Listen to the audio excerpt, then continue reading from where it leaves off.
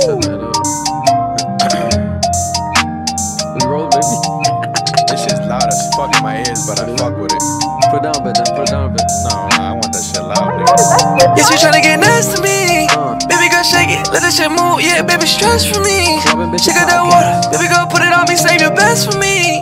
Wait, put that pussy on me, baby girl. I was stressed for weeks. I need a stress relief. She said, fuck that rubber. I can't tell this bitch that I think that I love her. That shit around me good, might turn her to a mother.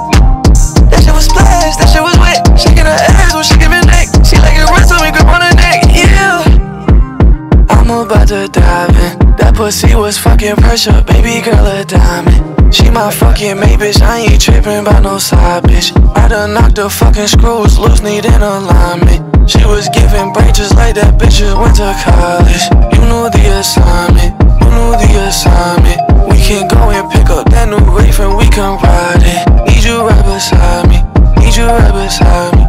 She gon' hold that fire inside her purse, she be on time. And my bitch gon' squeeze and suck me up, that bitch suck it so sloppy. I cannot make this up, my bitch the baddest when she ride me. She make it eye contact with me like, boy, come get inside. Yeah, she tryna get next to me. Baby girl, shake it, let that shit move. Yeah, baby, stress for me. Yes, sir. She got that water. Baby girl, put it on me, save your best for me. Wait, put that pussy on me, baby girl. I was stressed for weeks. I need a stress relief. She said, fuck that rubber. I can't tell this bitch that I think that I love her. 90. That shit around me good, might turn her to a mother. We are in That this shit was splash, that shit was wet. motherfucking Shaking her cap. ass when she giving Episode neck. 90, She number like it rest on 90. me, grip on her neck. 90 episodes in a row. And that right there is Rhode Island's own Swifty playing in the background. And he's actually in the building. You know, one of our lifelong friends. Shout out to you for coming by today. Buddy, you know how it goes, Brother. buddy. You know what I'm saying? Stopping man. by. But for those who don't know, if you're new here, I am Sound, your weekly host here at the Club Ambition Podcast. Is AKA Cap, episode 90 right here. We have Marloon in the building, engineering, holding it down per usual. You know I'm always gonna hold this shit down, For bro. life right there. Come on, bro. You know what I'm saying? But man, yeah, for those who don't know, this is one of my best friends, one of the people that, when it comes to music especially, you know, the actual precipice of this channel, when, you know, we started doing reactions and the discovery of music, he was one of the friends that one of the people I only speak to about specific artists and certain things, especially like new up and coming ones. He's always been tapped in since high school. We've always talked about Gunna, Playboy, Party Next Door, certain people before they even blew up. You better watch him. Like he was very tapped in. I know what you was gonna say. You know, not Playboy Cardi, Marlon's arch nemesis. Trash. But yeah, you know, Isaiah, aka Swifty, $ Swifty, was one of those people that was always tapped in early on to artists. So we definitely had to have him come through. He's gonna come through again multiple times. This is his home. He can come through whenever. Mm-hmm. But he's gonna, you know, talk about a lot of topics today with us, break down stuff in a fun way. You know, our typical commentary. We missed you guys. We've been doing a couple interviews. You know, but Yeah, it shit feels weird, bro. It feels like we haven't done this shit in a I know. while. A minute, right? bro, I've been dying to talk some shit. I'm not gonna lie, I've been dying to talk some shit. There's a lot of topics to talk about. Chitter chatter. You know what I'm saying? I'm gonna chatter it up today. You know, Gossip Central. There's so much shit to talk about, but yeah, man. You know, we're on all audio platforms as well. Make sure to check out the audio of the podcast, whether it's Apple Podcasts, Spotify Podcasts, Stitcher. We're everywhere. You know, we're gonna get back on SoundCloud. I gotta get back to the SoundCloud uploads because I know some people will listen to us on SoundCloud. That's gonna come back soon. But if you're watching on YouTube, we appreciate you. But also make sure to check out the audio. And if you're on audio, if you're driving around, hey, you know, whenever you get the chance, watch us on YouTube as well. But we're back. Episode 90 is crazy. 10 episodes away from episode 100. Maybe do something special. We don't know. God willing, maybe. We need to. We might, you know, we got some special connects that we might tap into and have it happen for the people, you know, for the fans. They deserve something special, bro. 100 episodes is crazy. 100%. I thought it was episode 89 today, but I'm realizing, damn, it's episode 90. That's some major shit right there. Special. You know what I'm saying? Y'all need something big for episode 100. We have to, bro. You gotta do like you gotta have a special guest or something. Do this podcast at the park. Something crazy. in the park. Yeah, like take this whole shit outside. It might be hot, but we gonna figure it out. You know, we might have to make that call. You know, call Mike Tyson, someone big, someone big. You know, to show some love for us. But speaking of Providence, we'll start with some Providence local topics. PBD Fest, you know, I have the boycott post that went up, and I've been getting a lot of feedback. Of people are on it. People are on board with not going to PBD Fest this year. When is it again? So September 8th or 9th, something like that. So you didn't change the date back. So the date's not being changed back. Brett Smiley, the mayor, allegedly is considering changing back the block party rule, etc. You know, I'm in an email thread right now with his team to potentially have him stop in here, you know, or something. We want to get him on the platform, get an interview. But everywhere I've gone in person, people have been showing me love and supporting the PVD Fest boycott that I'm posting because I mean, why not? Who exactly? Who wouldn't? If it's not broken, don't fix it. You know what I'm saying? Like, bro, what the fuck's the issue? and a lot of people also like realizing like, damn, like is he trying to fuck shit up for the black people? Like without me even saying it, people already felt that way. That's what made me want to vocalize it more. Cause bro, that shit is wild when you really think about it. Other than that, what else do we really have that's for the city? Obviously Daytro, but like a public event that's free, people go. We never had that until PVD Fest. Yeah, you know what I'm saying? So PVD Fest was the wave, and now this man is trying to change the wave and trying to make it more polished, and in my opinion, just whitewash the shit. To be straightforward, he's trying to whitewash it. So people have been, you know, in agreement. It's been going viral. So many people keep talking about it. Every time I go out in person, bro, people bring it up like, that PVD shit, PVD Fest, bro, this shit's crazy, bro. With that shit, he's fucked up for that. And so people want me to like almost damn near like do like a street protest boycott. I don't know. I don't know about doing all that. I'm not. Listen, maybe. We know how PVD can get. Yeah, bro. before I had a son, and maybe I put my life at risk. But I don't know about doing that protest and shit, guys. You know, God bless.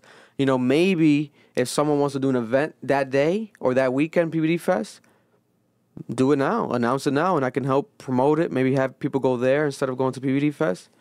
Yeah, I know I'm not going. It's in September anyways. I probably was not going to go.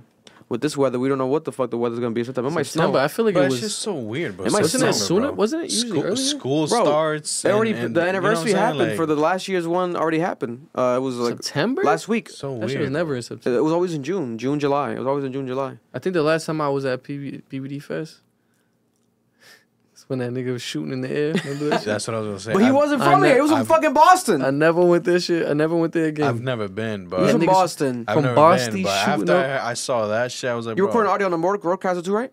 No. Press it now, just in case. Let's start now. Yep. To sync it, if anything. Yeah, Back up. nah, but So niggas from Boston was shooting in the air, Shooting everywhere. ruining it for everybody. Shooting everywhere. But you know, it wasn't like a You think- representation of the but do you city. think that's like what the stigma is? Like they're trying to prevent like people. It from could be, getting but at the same crazy like time, that? I don't know. Because what if it was a white person that shot in the air?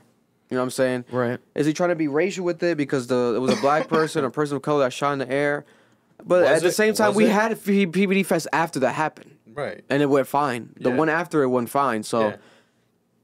Yeah, it's just bullshit. And then there's rumors behind the scenes. I'm tapped in. Allegedly, Brett Smiley, your team is mad at you. Brett Smiley's team, inner circle rumblings they're saying that they're not happy with this decision with PVD Fest. So it's not just the people. His own team is upset with it. So it's him being stubborn and his ego trying to stroke it and just trying to say, hey, I'm going to do it my way. I don't care what people say. But his own team is against it. So it's some bullshit, whitewashing narrative that I think is In all honesty, happening. man, I just feel like nobody should just go. That's it. Yeah. Just don't go. Just don't go. That's the way to ride it. Honestly. Yeah, don't go. Yeah. And They then got next it. year they're gonna make it. They're gonna have to make it They're better. gonna have to, and if they don't go again. Yeah. No facts. And then the people gonna make their own shit. That's true. Also, shout out to Jaleel. We had a very dope interview with Jaleel that dropped last week. Make sure to check it out. Jaleel, Rhode Island artist. And Jaleel, again, going viral. He went viral again over the weekend. Drake was like leaving comments, and now Drake follows him and everything. Hey. After we connected, now Drake wants to connect with Jaleel. That's crazy. Listen, man. That's crazy. It was that clip 100 at the Summer Smash Festival. 100 episode. Bro. Drake, Drake and Jaleel. we're always one degree. What was it 10 degrees of separation or 1 degree of separation from like a major person all the time? Every time. Every time. That's how life is. But Jaleel went viral because he had that clip at the Lyrical Lemonade Festival, Cole Bennett's Festival, where he came out in crutches and he took off the crutches and started performing. And Drake commented below it, followed Jaleel. Bro, Jaleel, yeah. Jaleel was plotting. Remember, he's like, yeah, you know, I gotta do this, and that. But Jalil's smart Marketing as genius, fuck, bro. Marketing genius. Like he be plotting. He knows like what he Bro. has to do to get He the said attention. something I like. He said something that stuck with me. He was like, he's like, it's not even about the talent anymore. It's just about like how you play the internet, how you feed into like what people want to see, and then maybe like if the song's good, then they'll check out the song. Yeah, 100%. Like if you can't get their attention, they're like, 100%. don't matter 100%. how good the song He is, pretty unless much- it's like exceptional, like you know what I mean, like He pretty much exceeds said, everything. just make the internet your bitch. Yeah, you It's gotta a- like. I think Isaiah Swifty's an example of that because I was talking to what was it Israel Wusu, and Israel Wusu was like, "Oh, if that Best for Me song." He was like, "Yo, if bro, he's like, if Drake made that song, it would be #1 song in the world right now." He's like, "Sometimes people just don't fucking blah blah blah blah blah." But it goes back to the Jaleel shit. If Isaiah was out here fucking dyeing his hair, Doing jumping up and backflips down, and doing shit. backflips like Jaleel, you know, it'll get the attention. You know what I'm Yeah. saying? But See, you know, that's just time my, will- it's my about timing. personality. Don't you know what I mean? Like a lot of I'd be nervous, bro. yeah, and I'd it's be like, closed in, feel me? Yeah, So like, yeah. I would like really, I want to be on some crazy shit, but like it's just not who I am. So it's not I who can't you force are. it. I can't make me. Nah. Like Jaleel's really just that. He just got Bro. that raw energy. Like that's just him. Bro. Exactly. That's just saw who shit he You is. seen that firsthand. photo that Devo Big Bands? What was that group? Devo Big Bands, P Guapo. What was that group called? PBD. PBD? Yeah. Yo, them PBD niggas when we had the Rise event, AS220 Oh, years yeah. ago. Crazy. Then what was that song that they performed? Where the drugs at, nigga? Where the drugs at, nigga? Where the drugs that at, shit nigga? was hard. I was Bro. like, what the fuck? These niggas were like, can we just perform? They were not even on the bill. We didn't have them lined up for the Remember, show. bro, I They were remember. like, yo, can we just perform? I'm like, yo, go rock out. Them niggas Yeah. They destroyed can't it. remember. They was just walking around. They were just walking AS220 at around. the bar. They were Yeah. dying to perform. And me and I were like, And then fuck it, I never perform. forget. It was P Guapo. It was Devo, and then that one other. I can't remember his name. Bro, Jaleel was with them niggas. He was around them niggas all Yeah. the time. For real? They posted the photos with them thrown back with Jaleel, and Jaleel Wow. used to have his hair dyed. Shut that whole shit down. He was Bro, basically Bro, they did PBD. 3 songs. I'm like, Bro, that's yeah, crazy. I was a fiend from that day. I swear to God. Where the drugs at, nigga? Where the drugs at, That nigga? shit was Someone hard. tell me where the drugs at, nigga. Nigga had me running around like, where are the drugs? Where are the drugs? That I'm like, shit nigga, we was- gotta get some drugs for That these shit was niggas. crazy, bro. Crazy. Niggas were like minors, like 16, talking about Yeah. where the drugs at. I'm like, where are the drugs? All Yeah. high schoolers going I'll stupid. never forget it. Bro, but that's impact. yeah. Yeah. Cause like, you know, God bless them niggas, they all separated now, you know, they're each doing their thing, not even really excelling too much attention musically, but that's a memory that's never gonna leave me. Like them niggas going on never, stage and bro. singing saying those words. Never, bro. Bro. Nah, but Listen, me speaking and of- Michael to this day, bro, we thought that he be like, yo, what's that one song? I forgot what he said. Something about I brought the sand to the beach or something, sandy cheeks, some shit crazy. Hey, bro, I gotta find it. We're gonna play at the end, bro. Bro, they used to go hard. crazy. They used to go hard. Crazy. Yeah. Devo and P Guapo used to go crazy. And Yeah, P we gotta Guapo's play still that shit dropping. at the end. Crazy. P Guapo's still dropping, so shout out to P Guapo. Yeah. You know, still doing his thing. Didn't he low key like Isaiah just had like a theory he signed to like Chief I Keef? thought he was. I think he's Glow Gang, bro. I'm not making that up. He might bro. be Glow Gang Yo, affiliated. don't quote me on that, but I could have swore. We bro, might it have a was Glow Gang member in Providence, Rhode Island, walking the streets right now. Like, Yeah, you might have to get him in here. Nah, I think he's in LA now. Like he lives out there, but shout out to P Guapo. But speaking of Providence, over the weekend, Good Burger. For those who don't know, Good Burger 2, the movie, has finally wrapped up and finished filming after 26 days of filming in Providence, Rhode Island. They wrapped up filming, and I was a background actor on the last day of filming. Bro, I think half of Prov was who's in it? But I signed NDA, so I can't talk about what happened. But you know, God willing, the movie comes out hopefully this year. But it was dope to see, like, bro, like the love they have for the city was crazy, bro. I passed by Kel, like he got out the Sprinter and stuff after the break. He passed by me, but it didn't feel right, like asking him, like talking to him. But looking back, I should have, because that was my only opportunity. That was, yeah. Because at the end, I thought maybe at the end, after being there for so long of the day, maybe they're going to talk to everyone. But it was so late, bro. We finished like at 1 a.m., bro. It was like from 1 p.m. to 1 a.m., bro. Yeah. 12 hours working as a background actor. Bro, once the movie comes out and stuff, I'll talk about more about the details because there was a crazy experience. Like, I just gotta say one thing, bro. Yo, I don't know if my pops ever watched this. Bro, Good Burger, bro. The was first my one? favorite movie ever made. I swear to Yeah, God. lying. I swear to you, bro. I played that movie at least 4 to 5 times a day on repeat. Damn. Like I'm I a ain't, dude, she's a dude. this we is all when I had dudes. no cable. I had no siblings, you know what I'm saying? Like was going through some things. That movie was on from the moment I woke up to the moment I went to sleep. For like 3 months straight. It's on YouTube right now for free. Annoying, bro. I was For annoying real? with that movie, bro. I'm about to watch it again. I don't know why, bro, but it was just that. It was It's just. just- I watched it again recently. It's really good, actually. it's a- It aged really well. Like, it's funny. It's like, Yeah. the quality is actually pretty decent. Yeah. Like, I'm like, this is that. from Nah, the I 90s? know it word for word, bro. You can put it on right now. Hi, welcome to Good Burger. You should try to Welcome Good apply Burger. for the background actor thing. But it was too complicated. I would have been in the nah. I've heard some horror stories about that, like being an extra. You legit are there for like 12 I was there hours with Cassius. straight. Shout out to Cassius from Classical. I Like, was there with him. Who was it? It Native was Cash. Eric. Eric told me he Yeah, was. Eric was a part of it. He a was couple like, weeks bro, ago. he was doing a month ago. wipes. You know what a wipe is? That's when you just like walk in front of the camera, like a transition. He said he was doing wipes for 6 hours straight. Oh my I'm god. like, nigga, why would you want to do that? That's how it was with the this one. Like they were doing so much retakes, bro.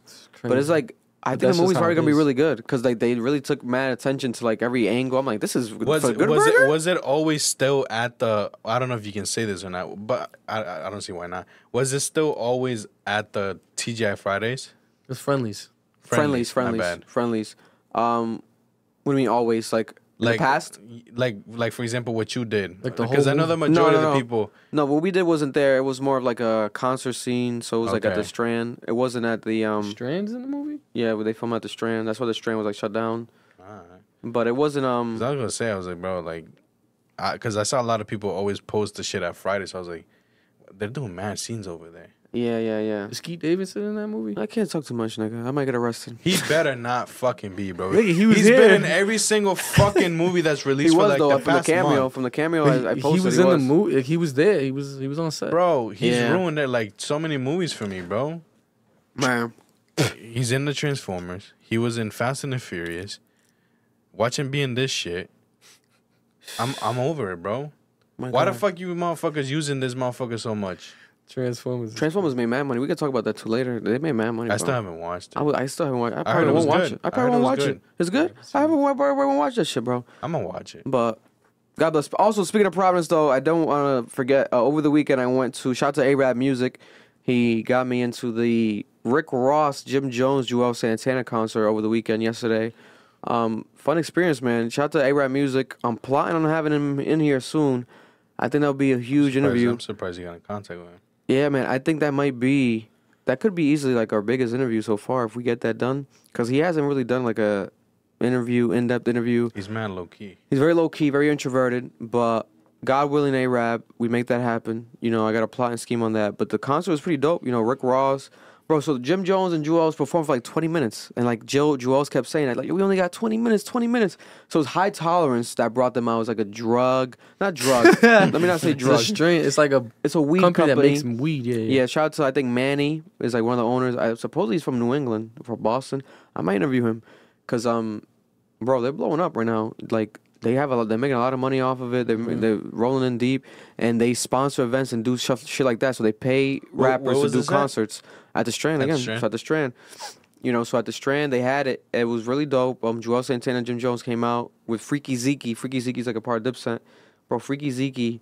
My thing with Freaky Zeke is I don't know if he gets paid. Yo, Freaky Or what? Zeke. Bro, Freaky Zeke, he's like their hype man, but I don't know if he gets paid. Because he's never like on the bill, but he'll pop out. But like he has the Yo. most energy out of all them niggas, bro. He was going crazy. I'm like, Freaky. And he was like, Freaky. That's crazy. Was that you Rick said Ross Freaky just Zeke, bro? was he just there or like So Rick Ross was the last performer. So he did like 30 minutes, I want to say. where the fuck was I didn't hear nothing about Rick Nothing. Ross Yeah. coming to Prof. But remember, I tried to get an interview with him. I tapped in. I hit up Julia from Bel Air and stuff because we work with Bel Air, and she was trying to make it happen. But she said that he was just so busy. Like they wanted to maybe do it because I told him like it's a Bel Air connection.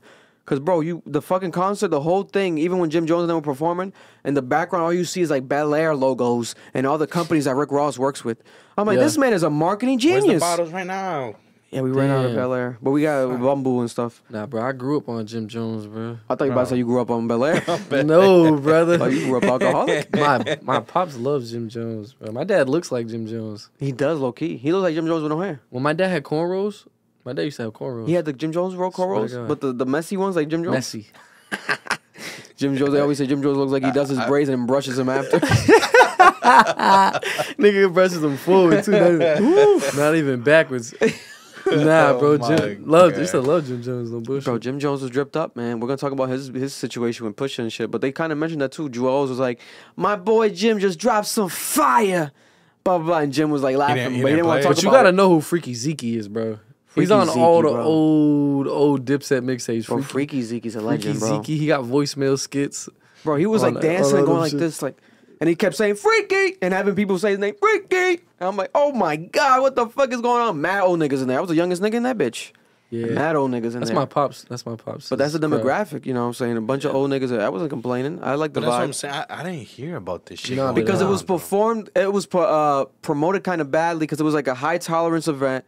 So like that was like the main presentation, but they made it kind of seem as if they were kind of just popping up. They weren't really performing, and then they had Little Meech popping up on the bill, Tahiri, which is a IG model, famous woman actress. She used to be Joe Budden's ex, and I think someone else. I forgot who else, but Little Meech didn't go because Little Meech was at the BET Awards. But can't Tahiri lie. was there.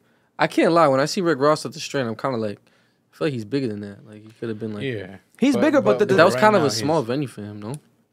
I would consider it, yes. It wasn't sold out. Like it wasn't packed. It didn't look packed. And it wasn't If packed. I would have known if it was. But you know, them niggas got money. They do not care. You know, Frank, the owner, shout out to Frank. I'm gonna have him interview him soon, the owner of the Strand. But I'm pretty sure like he gets his money like they rent out the space, whatever, or however he does it. You know, the money's not necessarily should be an issue. Like they probably they break break even on the back end, especially off of like drinks and shit, because everyone that was smoking something, mad weed, it was crazy. But when it comes to Jewels and Jim, they did 20 minutes, so let's say they got 20 racks. Because I don't think they're getting that much. Because they're coming from New York. They're just taking a quick 2-hour drive, leaving, coming back. They had like 30 niggas with them, though. It was Oh crazy. my God, bro. Man, the entourage, I hate rapper entourages with 30 niggas deep. Is That so was crazy. like, yo, they needed 3 rips of buses to get them niggas over there. I'm trying to think of the car ride over there. It was like 16 cars, 20 cars. Bro, deep. knowing them, they just flew into Warwick, bro. And then when Rick Ross performed, they had to get everyone off stage. So everyone, they're like, clear the stage. Rick Ross is coming. And they took mad long to clear the stage. But Rick Ross, he performed, bro. It was pretty smooth. He did like 10, 11 records. He was going off. I'm not going to lie. But I just love Rick Ross. I Remember we would've watched him went at for Rick Complex Con? Ross. At Yeah. Complex Con? Yeah. Yeah, Rick Ross, bro. Yeah, I honestly, love Rick Ross, bro. I wish I knew that Rick Ross. I was trying to get Edwin to go. Like, Bro, I don't know what happened. Birthday weekend kid. Yeah, God bless him, man. I hope you feel better, brother. God bless you, bro. Bro was sick all weekend, You be getting supposedly. me mad, but God bless. Yeah. Who, Edwin? Yeah. Getting you tight, bro. You know, that would have been a dope birthday treat. 100%, Bro, bro. what? Why would you Shout not out to go to A-Rab. that? He hooked it up and shit, man. You never know. Brad went, damn. Could have backed the cougar in there. There was 40 above in that bitch. Just twerking it out. You know what I'm saying? But I should have been in that bitch. Rick Ross, 40 and old. Rick Ross is going crazy. Shout out to Rose. Rose, hopefully we got to interview him at some point, especially because of the Bel Air connection. He needs to get me in his fucking what's Bel that shit? Air's His it. car show, bro. I need to be a fucking and fucking just viewing everything, bro. Bel Air's not his, but he's like one of the main ambassadors. The main ambassador. He is the main ambassador. He's like the face of Bel Air. Like Yeah. him and the owner are like this, like best friends, bro. Like they're mad dope. Surprised that a fucking whatever. He's probably gonna build up to it. I wouldn't be shocked. But shout out to Bel Air. Shout out to Rick Ross. Shout out to High Tolerance, the weed company Strand that's blowing up. Shout out to everybody at the Strand. Dope performance, dope presentation. I like that. I think it was really entertaining. Also, last topic when it comes to local news. So for those who don't know, camera on me because I'm about to go off. Camera on me because I'm about to go off. So when it comes to Walmart, over the weekend, news story broke. Walmart decided to is cover me? Yeah. Yeah, I don't want to. People gotta see my face for this, especially the Walmart owners, because they might send a cease and It's desist. Silver Spring, bro. They don't go fuck. Yeah, Silver Spring might not. They don't might give not a care. Single fuck, That's bro. the worst That's Walmart. in the fucking state. So for those who don't know, like we're saying here, the worst Walmart in the state by a landslide is the Silver Spring Walmart, Horrible. right? And at the same time, every time I go, it's actually fun because you never know what's gonna happen at this Yeah, you're not Walmart. wrong, It's exciting. bro. though, You bro. know, You're not it's an experience. It's It like low-key is. it's like a field trip. No bullshit. You gotta keep. Marlon says there's some baddies in that bitch. You, You know gotta what I'm keep a saying? weapon close. Bro, You're gonna see some ass in Bro. there, some leggings. You never know Everything. what's gonna happen in there. Everything. ratchetness. You might get into a fight. a car might run into it. Yo, at any No. point, right? But the last thing I would expect was to see employees in a cage taking donations in this Walmart. Horrible case too. And it wasn't a cage, it was a fake cage. It was where they put all the bouncy balls in. Yeah. They took all the bouncy balls out and put employees in this makeshift cage to receive donations to bail them out of pretend jail to reach a $50, I guess, quota of donations. That way they can put another employee in there. And all the money was going to St. Joseph Hospital, Children's Hospitals, I guess, for a children's hospital donation. It's like, there's so many other ways that you can be creative and try to get money. You can literally, especially locally, like I told the employees that were DMing me, you guys can contact me. If you guys are in need of help to raise donations, we can help you get that awareness. Do not put your employees in a fake cage and say, bail me out of jail, let alone black employees. And people are like, oh, but the black employees, you know, they probably volunteered, they agreed to. Two things can be right. They could have agreed to. They could have been like, yeah, oh, you're going to pay me extra, give me a bonus? Yeah, let's do it. I could do it. Whatever, you know. Everyone's 100%. Doing it. It wasn't just the black kids. It was white kids as well. Okay. But it does not matter. At the end of the day, they're wearing Walmart clothes. They're representing Walmart. So it looks like Walmart is putting black employees in a cage to receive donations. Like, there's no other way around it. It's like so dumb and so, like, what's it called? What do people say? Like the word tone deaf. It's so tone deaf. Like, read the room. Like, right now in this time that we're going through with so much shit happening in the world, you're going to put a black employee in a cage to receive donations? And coincidentally, today, the employee was going to stop by. He was going to stop by and do like a 5-minute, 10-minute segment, give his perspective. But he's going to come by in a later time, allegedly for legal purposes. You know, all I'll say is this.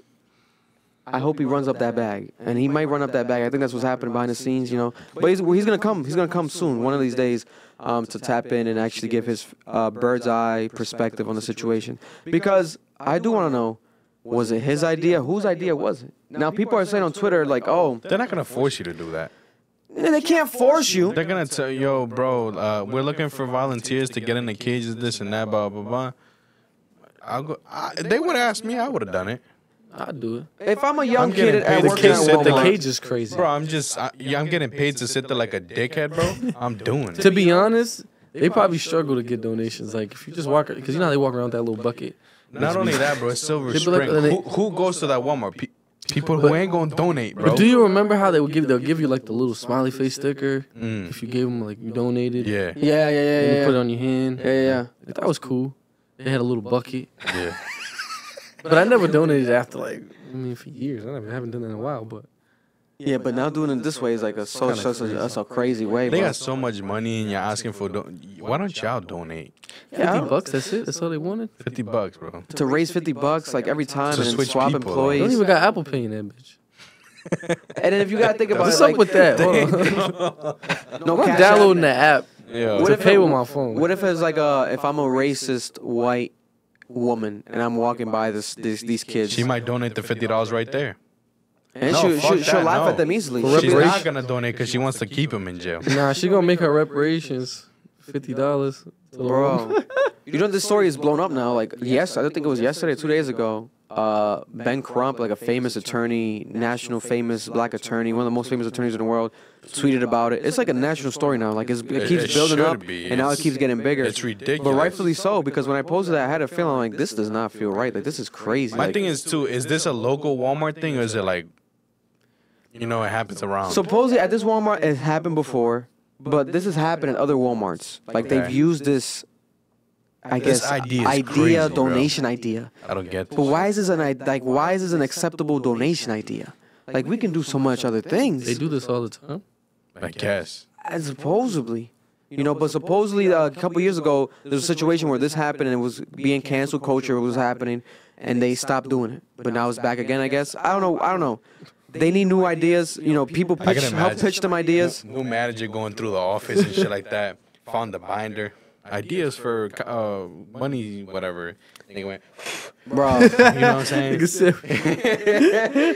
that bitch up. Let's do this jail shit. But the majority of the people I want in there are colored, okay? Insane. They gonna get money for that one.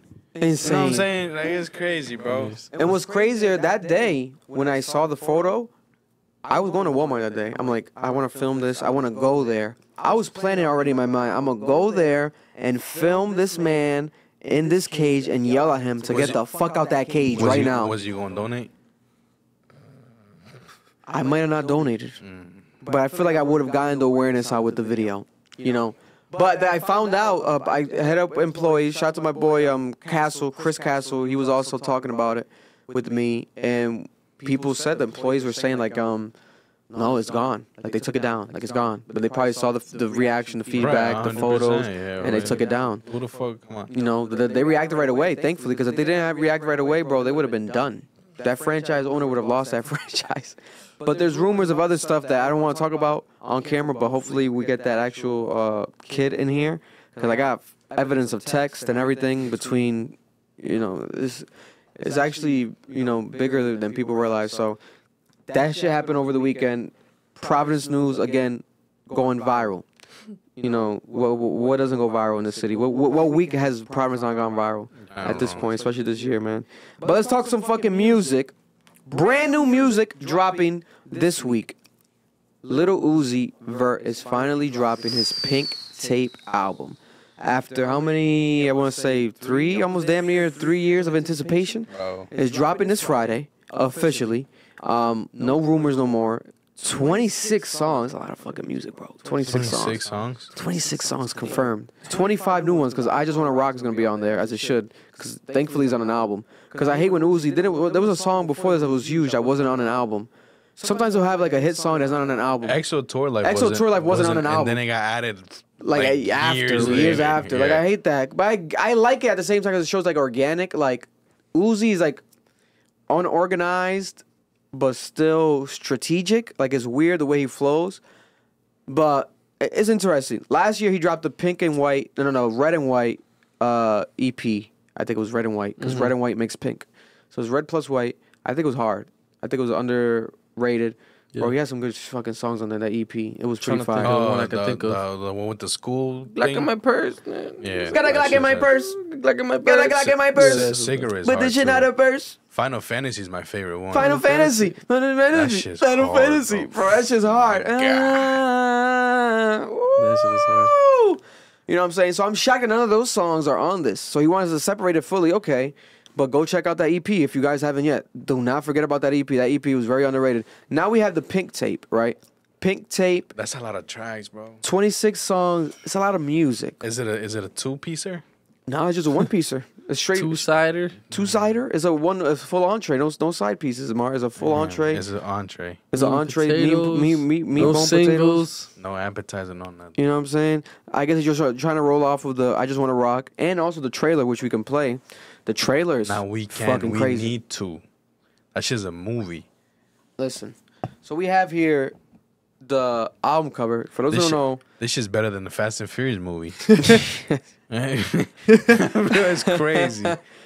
Listen, it's not too hard to beat that one, Mar, but it definitely is better. This man's a hater, bro. But to be honest, he could maybe submit this for like a short film. It technically is a short film. Oh, bro. I wonder how he's gonna go about it, right? But for those who don't know, we could look at this. Is for those who didn't see the actual photo. I Need Bail is crazy. Love the Walmart kid right here. The photo of the Walmart kid. If you're listening, you can watch. Is that a post note in his forehead? I put that to protect his face because a lot of people were just posting his face. But I'm like, let me at least protect his face because this is embarrassing. I Need Bail. Oh, it's for Hasbro. Not for Hasbro. So correction, it's for Hasbro Hospital. Hasbro Children's Hospital. Hasbro Children's Miracle Work Hospital. It wasn't for St. Joseph. My apologies and correction on that. That's crazy, bro. They should have just put like cheap toys or some shit. You know what I'm saying? Like Hasbro, it's a mess, bro. Like, come on. So this was the official first post that people were saying. This is the Lil Uzi album cover. You see the pink flag. Shit's hard, right? That shit's hard, bro. That's hard. You shouldn't change it, bro. I didn't see this shit. This shit's hard. It's like the world's ending. It's like an apocalypse. World War III, and Lil Uzi's here to save the fucking day. He got the key in his pocket. He's fucking taking over, right? The key.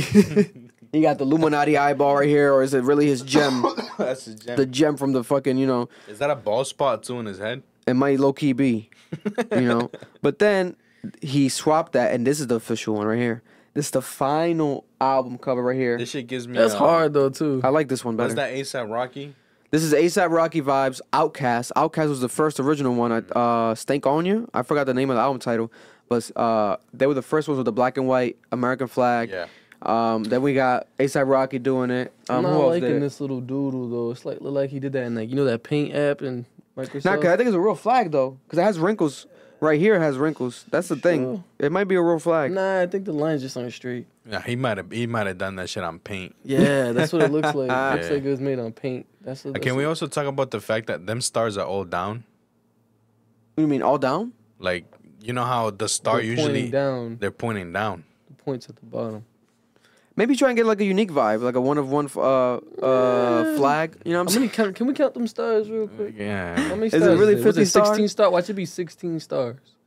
Oh, right here. Maybe it's 1, 2, 26. 3, 4, 5, 6, 7, 8, 9, 10, Nah. 11, 12, 13, 14, 15, 16, 17, 18, 19, 20, 21, 22, 23, 24, 25, 26, 20, almost 26, but it's 29. So 26 tracks and maybe there's gonna be 3 There's 2 videos, so it's 28 tracks on Apple Music, but it's just 2 videos already released stuff and 26 songs. So I don't know. Anticipation for this is Should high. have done the other one. Yeah, the other one's harder. album, The other one, hard, bro. Yeah, way harder. That's hard, bro. when you zoom in, it kind of is more effective. Like, okay, this is powerful. You know, Yeah. but the other one is dope too. Like, it's cleaner. I feel like they take the album more serious with this one. Like, oh, we're gonna give a classic. This one gives like That typical makes- little Uzi that graffiti gives, vibe. That gives mixtape vibes. I'm not gonna lie. This one, right? That one, yeah. But it's hard though, bro.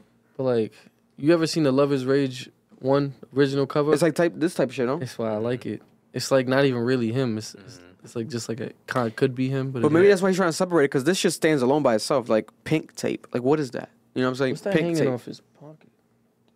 He got the key to Illuminati. The Illuminati meeting doors. You know what I'm saying? He's strapped up, he's ready. But this is the trailer right here. Yes, sir. So he dropped this trailer with some new songs playing, but it's really like anime inspired, would you would say, right, Mar? The beginning is the very beginning. But then there's a lot of Japanese, you know. I think, Almost given Indiana like, Jones. I think he's in Japan. It's given like a kung fu Japanese. There's a lot of like influence in there because this is anime at the very beginning. Samurai Uzi. He's fighting samurais. Bitch, I'm amped up. Bitch, I'm And I want to pause and shit because these motherfuckers playing snippets. amped up. Bitch, I'm Bodies, bro. Sounds hard. This shit sounds hard. Amped up. That's when he performed He's an that at anime the character, festival. bro. And only anime characters get shit on like that, bro. They took the fucking shit out of his forehead. But Pull that his- really happened though in real life. Remember, he fell out. It fell out, yeah. Pull his soul up. That hairstyle was crazy though. It's like a mullet. It's He weird. got like a perm part. yeah, it's weird. Kind of hard though. And then it Only goes he from can pull it anime- off. Yeah, only him though. Only he could pull it off. He could, bro. He could walk in here naked. I'd be like, Bro. Uzi, what's up, bro? This shit's seamless though. This transition is seamless. Right here, ready? Yeah, this is really well Just done. blink. Bro. Seamless, bro. This is well done. Leslie. He got the Kira. Yeah, the Akira poster redone to Leslie, his Leslie Chow personality. Yeah, he does Leslie Chow. I don't know why he does that, but it's cool. It It's- works, bro. Whatever he wants to do, Leslie I'm with. Chow is a goat. Whatever he wants to do. Who's Leslie Chow? From the guy from Hangover, the Chinese dude. the Asian one. Asian, my bad. I'm his sorry. alter I'm ego? sorry, guys. Remember him though?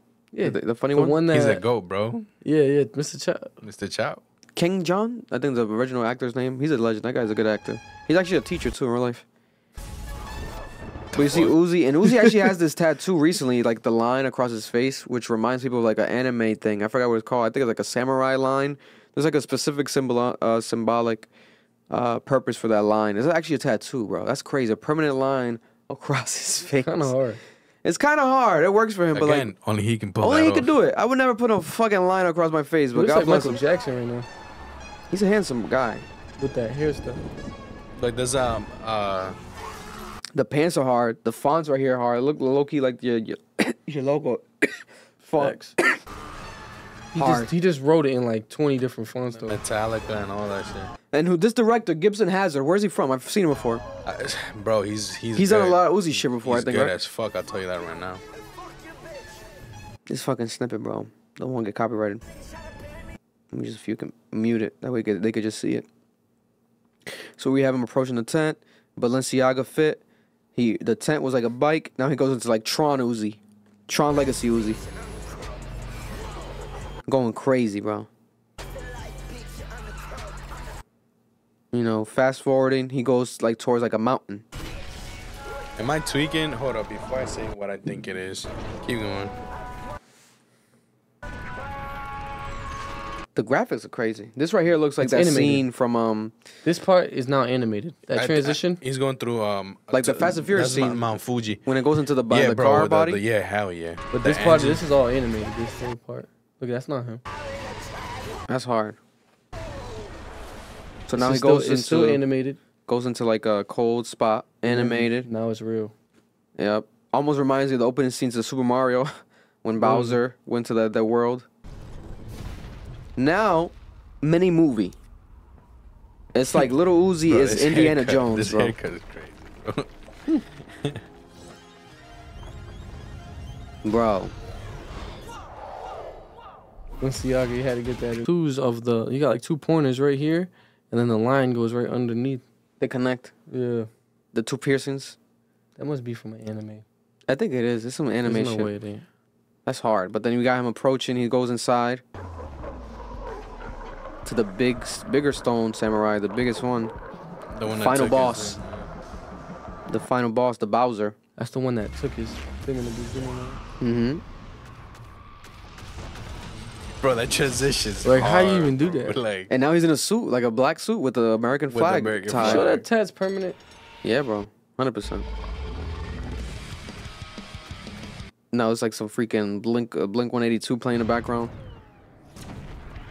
You must have a stunt double, because I know that ain't Uzi doing that. he can break dance. But not that backflip he just did. That was some John Wick shit, bro. But he can break dance. Oh, you notice his tie got the American flag on it. Mhm. Yeah. Stars on it. This shit's well done, bro. This is a fucking movie.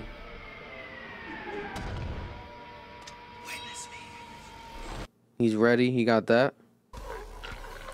This is my only complaint about this video. This part Samurai's approaching him. right here. Why are you not using a Uzi, Lil Uzi Vert? But what? Not even that. Why didn't he just shoot him from the beginning if he had the gun this whole time? You know, Why It didn't you just, it just adds, bro. That's Why don't anime you just shoot shit. everything at that point? That's anime shit. You know what it's I'm like he saying? could do whatever he wants. Not Yeah. because he transitioned into that guy. Remember when he walked into that room? Yeah, Yeah, he didn't have that suit on before. the suit had the gun, but once he got the suit, he should have just put the gun out. That stone's worth millions, bro. Bro, And he goes back into the anime version, or the Nobody got that pink diamond, bro. Mount Name the whole Fuji tape. blew Name up. the whole tape after that diamond. Bro, bro pink tape. And right here, pink tape, dope ass font, directed by Gibson Hazard. Very fire. Anticipation. What do you guys think Little Uzi sells first week? More than Young Thug? More than Young Thug? yes. Yes. So 150, 200? I think Little Uzi's gonna sell 200,000, between 200,000 and maybe 300,000 first week. Little Uzi's that type of guy that does big numbers. His last 2 albums, EA I think did like 3 something, and then the second one he dropped that same year, like a week after. Wasn't it a week after, or like a month It after? was the deluxe. The there was deluxe, but it another was a whole 12 other album. songs. That one did like And 2 then- something. It was crazy numbers. But like he named it the Perfect Love Tape too. It was weird. Like he took all the songs from EA and just threw them in there. Yeah, It was weird how he did it. Yeah, he should just separated it fully. Yeah. Because I separated fully in my mind. It sounded different to me. Yeah. Even it even sounded different. I'm like, just make them shits live differently. But that was like a wild moment in time, and that kind of felt like anticipated, but kind of like I think a day before the trailer dropped, or like, and then the album dropped. This one we have like a whole week now where the rollout's happening. We have I Just Want to Rock Is out. We have him beefing with his girlfriend, which we're going to talk about. But I think he's going to do 200,000 copies first week, and I think that this can have potential to be album of the year. I'm hoping. You know what I want? I'm hoping it's album of the year. I want music videos. I want music videos. I want the song. You think the song with Drake's gonna be on here? The Uzi Ooh, song, at Drake the song. Uzi has Gates. the Drake song Yeah, you never At heard the the snippet? Gates. At the gates. at the Pearly, Perky. Oh, yeah. Meet Oh, me yeah. at the gates. That shit sounds like AI. Yeah, nigga started with A, But it's not. but it's not so hard. Pearly. Or it might be on the Drake album, which we gotta talk about. 2 Drakes Oh announcing yeah. album. For the dogs. Yeah, For the dogs. for the dogs. For But my dogs out there. before we get into Drake, let's talk about Uzi. So Uzi got into a fight with his girlfriend JT from the City Girls at the BT Awards. So there was rumors that Little Uzi had a thing with Ice Spice. For those who don't know, this is where Little Uzi performed the song where he mentioned Ice Spice's name. Right here.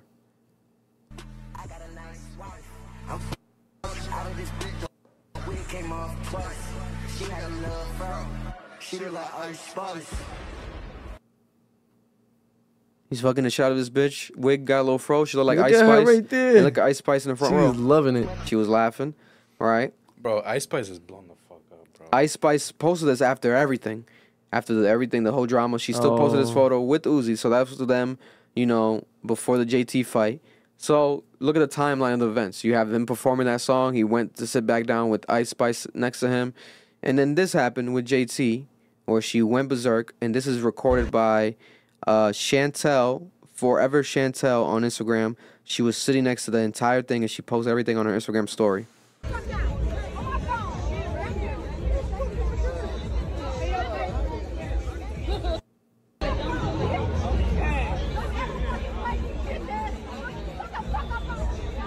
Don't ever fucking play me, bitch ass nigga. Bro. And then that's them talking. Seems like that he's trying to fight hard for her to get her back. They're back. She calmed down. She came back. You see Ice Spice sitting next to him still. All right. I mean, she got nothing to do with it. End of the day. Bro, this is so hilarious. He's like, I wasn't doing nothing. I was not doing nothing. You can see his face. It's crazy because he's in a whole relationship, and then he gonna make a song talking about fuck on a bitch that look like Ice Spice, and then perform it at the BT It's Awards. marketing. It's like you came with your girl, bro. That sounds Look kind of at crazy. while Takeoff and rest in peace Takeoff. While Offset and Quavo were performing, reunited on stage, you not even paying attention. they weren't even paying attention. They was kept arguing. I know that feeling. Look at that. He got bigger fish to fry. 100%. He's about to lose his girl, man. He's like, babe, it's just music. It's just Yeah. music, you know, which is crazy to me because my thing is like, I feel like he's done way crazier stuff in the past than this. So for her to get mad at this, maybe she just felt insecure that night. Maybe something happened prior, or maybe she had more evidence than we thought. Maybe he really did hit Ice or Spice. maybe that was just embarrassing for her. It wasn't. It was public. It is She embarrassing. probably didn't think nothing of the song until like it was real. Now So look at Ice Spice talking to JT. It seemed like they were, like, you know, she was like, I don't know, Ice Spice, yeah, he's crazy for that. you know. And then right here, They just do it. they seem happy, like they're smiling, and Ice Spice mingling with Krishan, other people. And then aside from that, we did have this happen, where the girl kind of broke it down. She was like, "Oh yeah." Anywho, I went to the bathroom, came back. There was drama. My take is that she obviously heard him mentioning her in the song. Then she saw him sitting next to her, so that pissed her off, and I'd be mad too. Like Isaiah said, probably yeah, because it felt like that shit was like too. What's going on? too real, you know. And Ice Spice tweeted this randomly after everything in the middle of the night, 2 a.m. She was like, ghetto, but fun. I guess reacting to the BT Awards. That But- I think she's reacting to JT. Because she What's she wilded talking out. about ghetto, bro? Aren't you from the Bronx? I thought she was dirty. Right here, look at this. Right. God!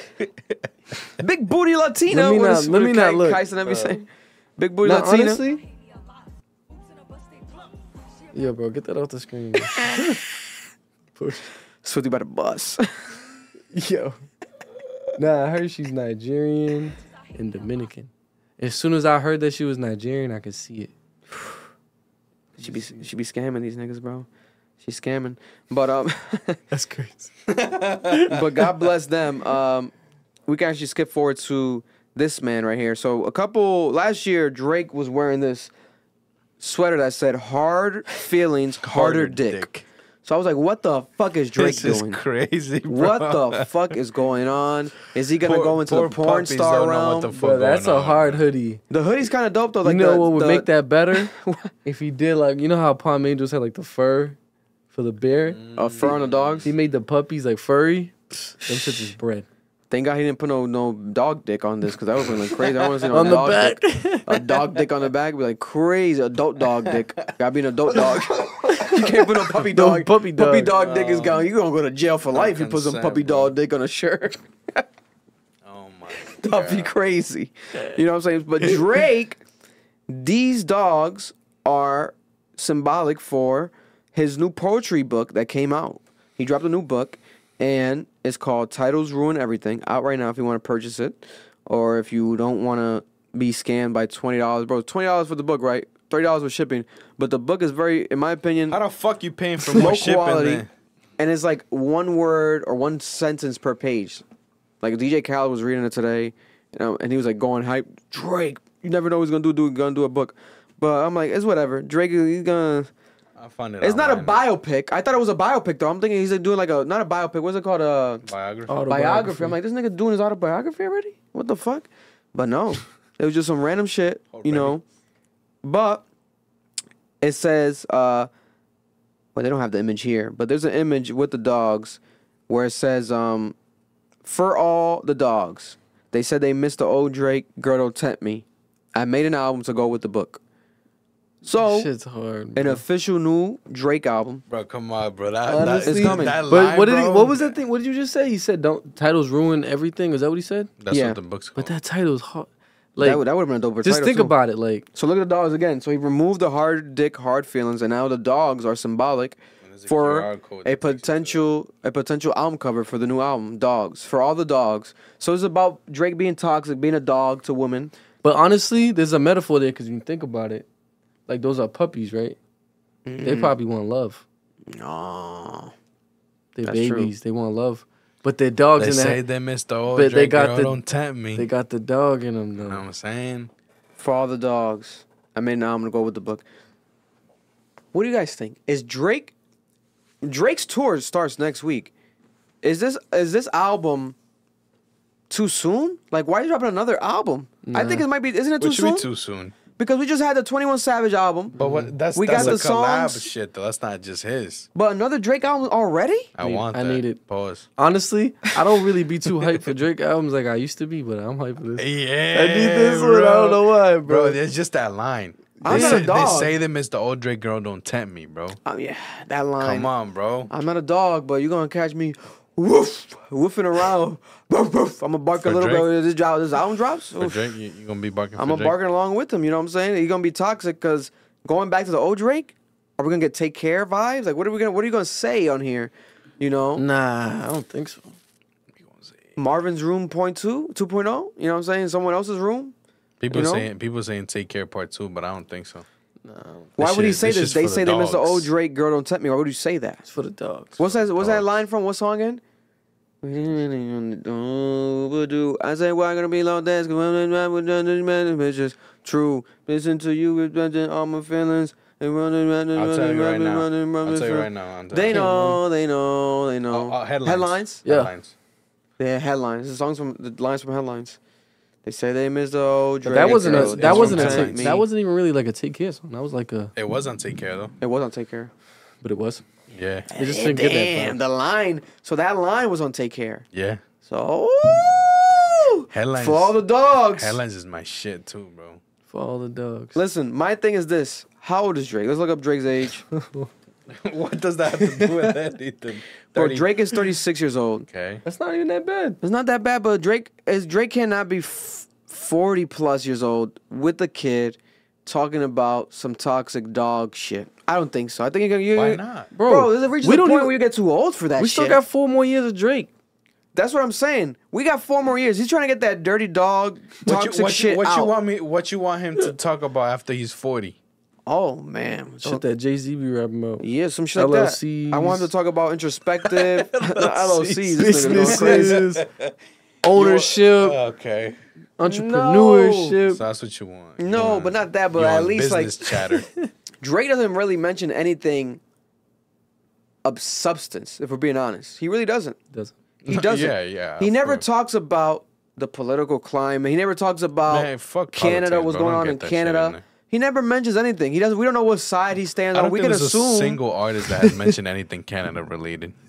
he could be the fucking first one. He's fucking Mr. Canada. Yeah, nah. Everyone goes for him. The 6, man. I want to go to the 6, Toronto, man.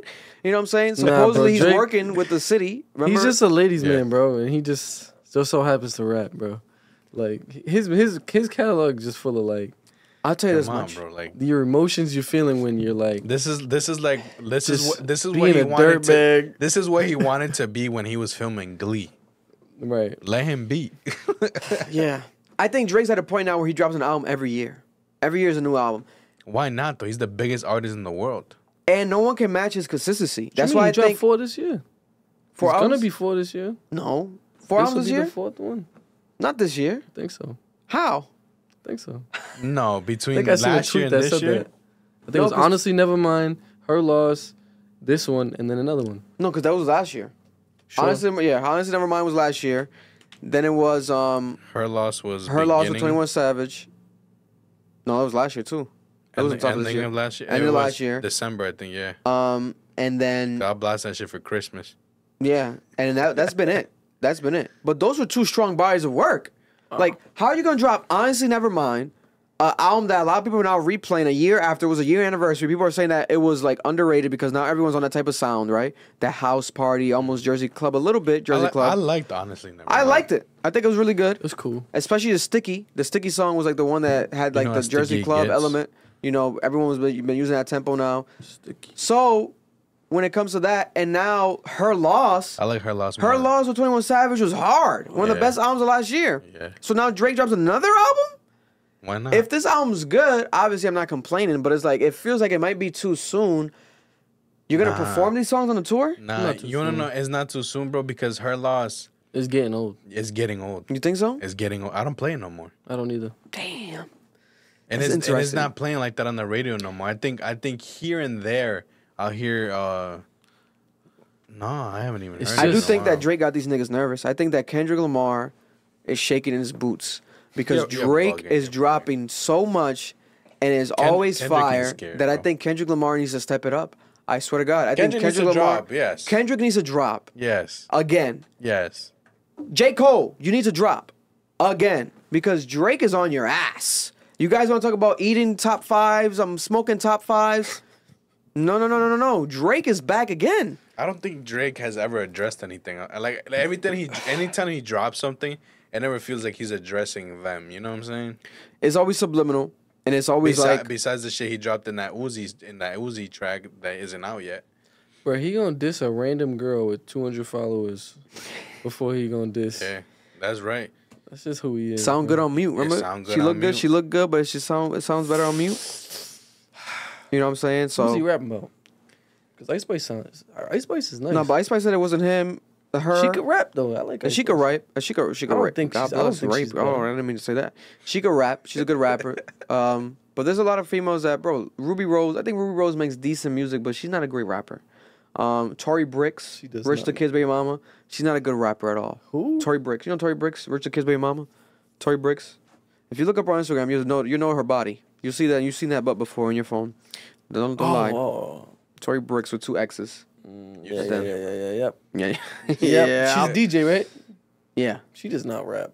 She raps too. Bro, I've She never did, heard she a did song on the by radar. her. She did on the radar, the New York shit. She stopped by. I never heard her rap. Neither have I.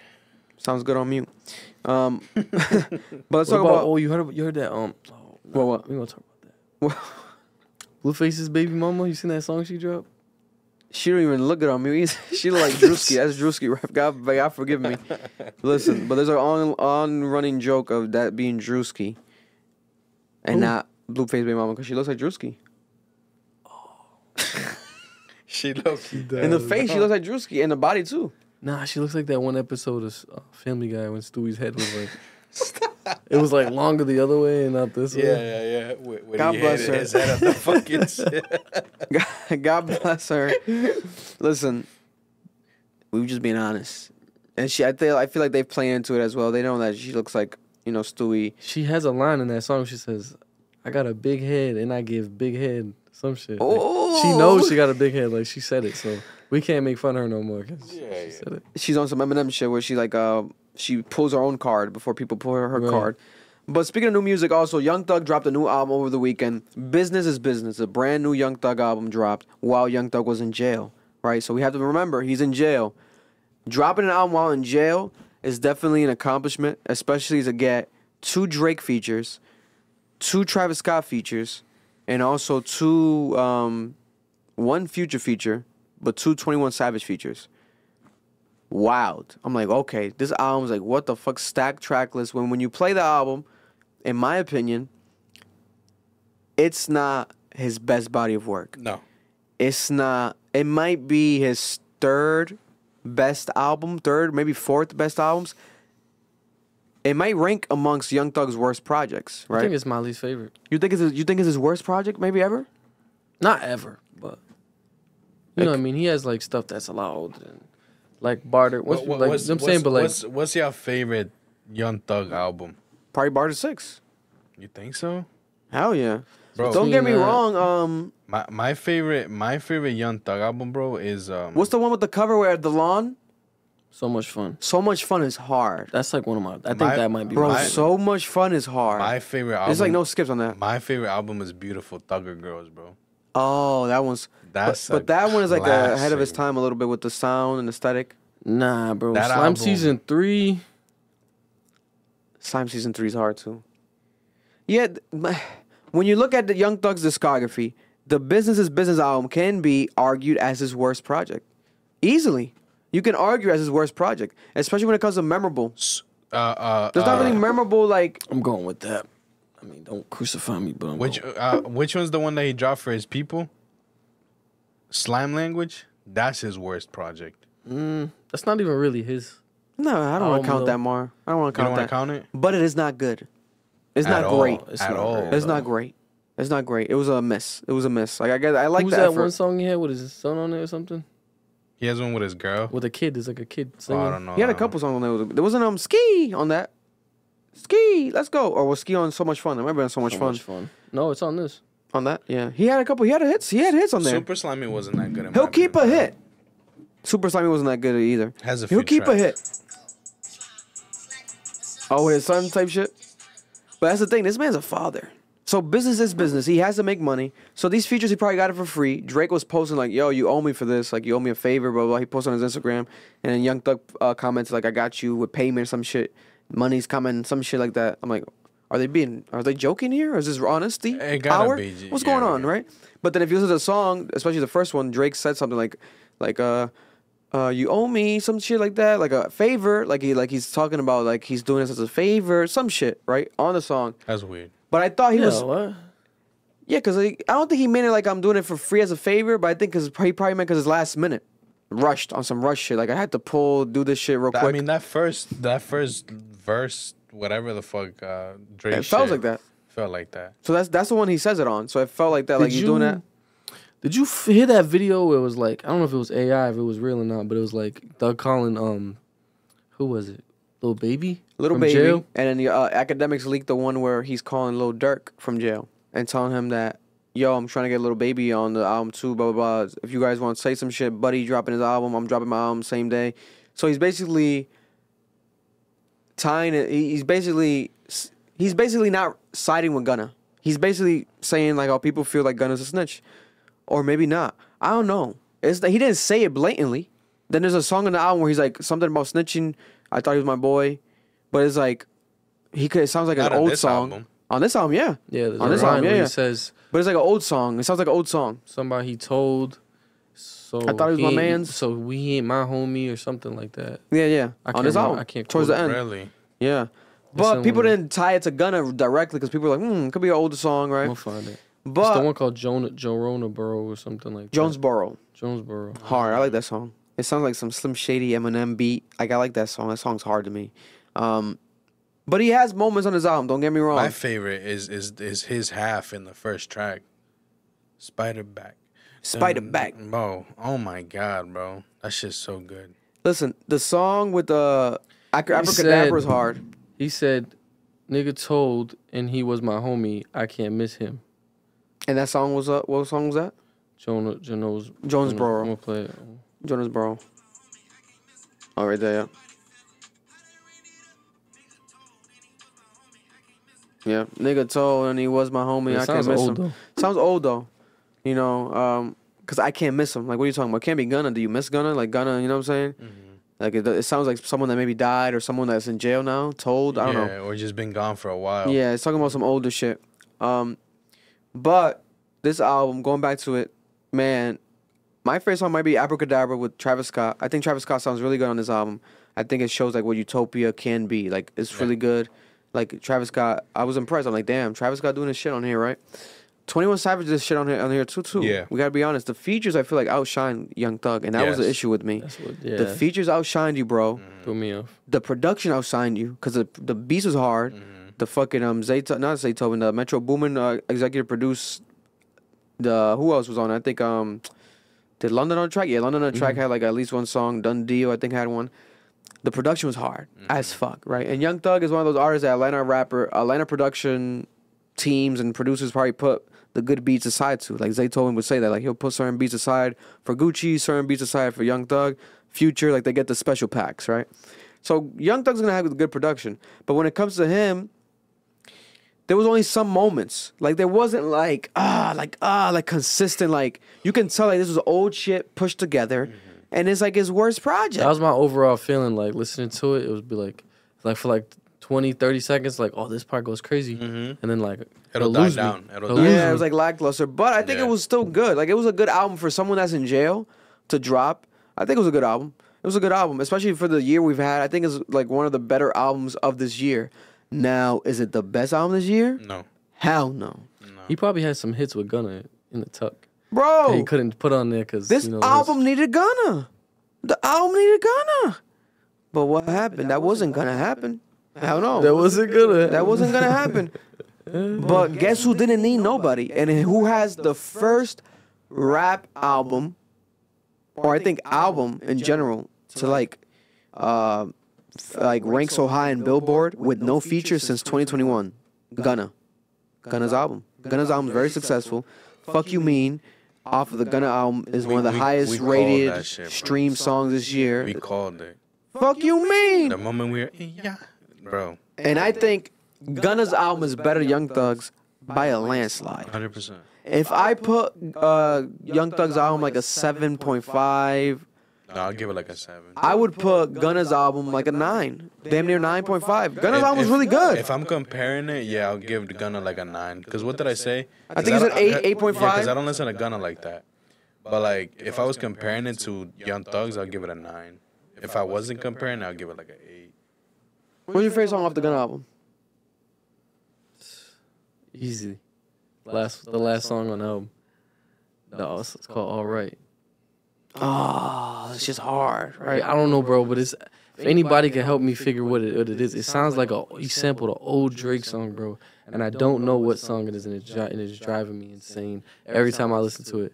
It's like you don't know. Like as soon as the song comes on, it gives you a vibe. Like I don't know. I just remember times like I'd be in my room listening to Drake like way back like high school, and it just gives me that. It could be. I feel like it's just a song. I just can't put my finger on it, but.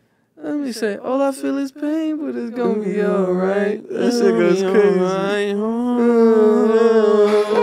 it's gonna be alright. That shit goes nuts. Money and the fame. Nigga change, but it's gonna be alright.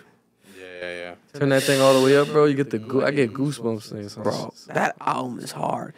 Because you feel the authenticity in Gunna. People want to say that Gunna snitched. No matter what, how you feel about Gunna, no one can ever deny his talent when it comes to music. Bro, He's one of the most talented rappers. If we're being honest right now, when it comes to musically inclined melodies, he's one of the best, if not the best. Like, he's not lyrical miracle. He's not going to go bar for bar with you. But he's going to melody out and fucking, what's it called? He's going to find flows and pockets that you can't. Because it's Gunna, bro. He's You a could tell swag he's guy. hurt though. Like when you Hell listen yeah. to it, you could tell like 100%, yeah. he got something to prove. Like he's Or he said he's crying in the back of his Rolls Royce with his lawyer. Or his lawyer's Rolls Royce crying. They're like, bro, who would rap that? Only someone that's really going through it. It ain't no clickbait. Always talking about losing money.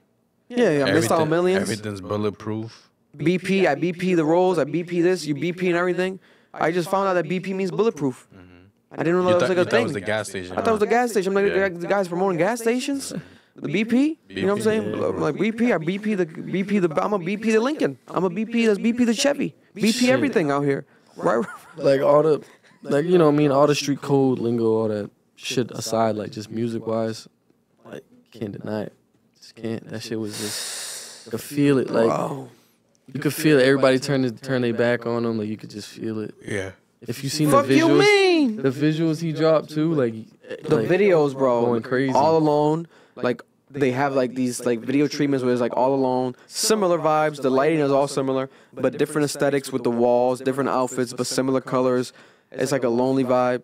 It's well done. The cover art is dope. It's a good album. It's a great album. I think it's the album of the year so far. That's what I was gonna say. Because so who far. else has the album of the year if not him? I think it's him. I like Jack Harlow's album a lot, but I like it for what it is. I don't like it for replay value. I'm not replaying Jack Harlow's album. I like Metro Boomin shit. Metro Boomin's Spider-Man album was really good, but I haven't really revisited it yet. I have. But it's definitely revisitable. The Coil Ray songs, a lot of songs that I'm like, these are amazing, right? So I can easily say Gunna 1, and then 2, I could put Metro right now. But Young Thug, man, I'm not gonna lie, it's not aging well. It's not aging well. It seems like momentarily. I'm almost hesitant to put it on, which is not a good thing. Yeah, And it's right there. you would easily It's at the always like the top. last Gunna Young Thug albums. I mean, Put it on. put them on. Punk, even Punk. I love Punk. Punk Like was Punk was hard, bro. Punk, Wow, Young Thug's we're last sleeping album, on that one. Punk was hard, bro. Punk was ahead of his time. I'm gonna go play that as soon as I leave that. Hold on, we gotta go back. Cause that Bro, one's Punk was ahead of his time. I'm not gonna lie to you. You know, but yeah, man. Coil Ray also. Wait, now I should talk about Gunna. I want to talk. What do you guys feel? Comment down below. Should Gunna go on tour? Gunna has what I think is the best album this year. Should Gunna go on tour? I think that Gunna should go on tour with his album, especially a song like "Fuck You Mean." I want to see that live. That song live is gonna be insane. Gunna is also fit. He's lost a lot of weight. He's more healthy. He's athletic almost. He looks like a boxer, like he's ready to knock a nigga out any moment, right? Healthy thugga. I mean, Gunna. My bad. Gunna wanna. Healthy Gunna wanna. So should we see Gunna wanna jumping on stage now? He wasn't really jumping on stage before. He was like slow with it, doing his thing. Now he can jump on stage. He can crowd surf. You know, dive into the crowd. Don't do that. Why They don't not? drop him, Bro, I'm telling you, there's gonna be haters there, bro. They gonna shank him, bro. rob him. Is his There's- safety? There's Is he a safety risk? This is my problem, bro. My problem is that the majority of the people, right, out there in the streets and shit like that, or behind the screen, saying that he's a rat, this and that, blah blah blah blah. You know, they're groupies. You know what I'm saying? So like, you got nothing to do with any of this, right? People, they don't even know who the fuck you are, and you over here, oh no, fuck that nigga did this. If I see him, this and that. Snitch. You know what I'm saying? Like them niggas that beat up 6ix9ine. Like, bro, Yeah, you don't even bro. know this. Exactly. So like, What's going on? I'm scared that might happen. Because it's not going to be like, oh, you gonna fan? Cool, come in. You a hater? Nah, bro. They gonna let anyone in. You know what I'm Yeah, saying? yeah. There's going to be a mixed crowd. That shit going to start rioting. I don't know. I don't feel like, I don't know, man. It's It's weird. an easy way to make a name for yourself. Just beat up a rat. People want to. Yeah, it's gonna get clout no matter what. And it's always gonna be people, especially because that video that came out of Gunna in court. For the rest of his life, eternity, there's always gonna be people that are gonna consider him a rat. Even if Young Thug comes out and says that, no, listen, no, I understand the situation now. It was a mistake, like with the judges, like they were just trying to make him take the plea. But at the same time, Young Thug needs to realize, like his brother took that same plea, Unfunk. And his brother went back to jail now because Unfuk was out, just like Gunna, but then he got caught with a gun. Yep. The judge say, hey, we gave you time. We told you, bro. Like, what's going on?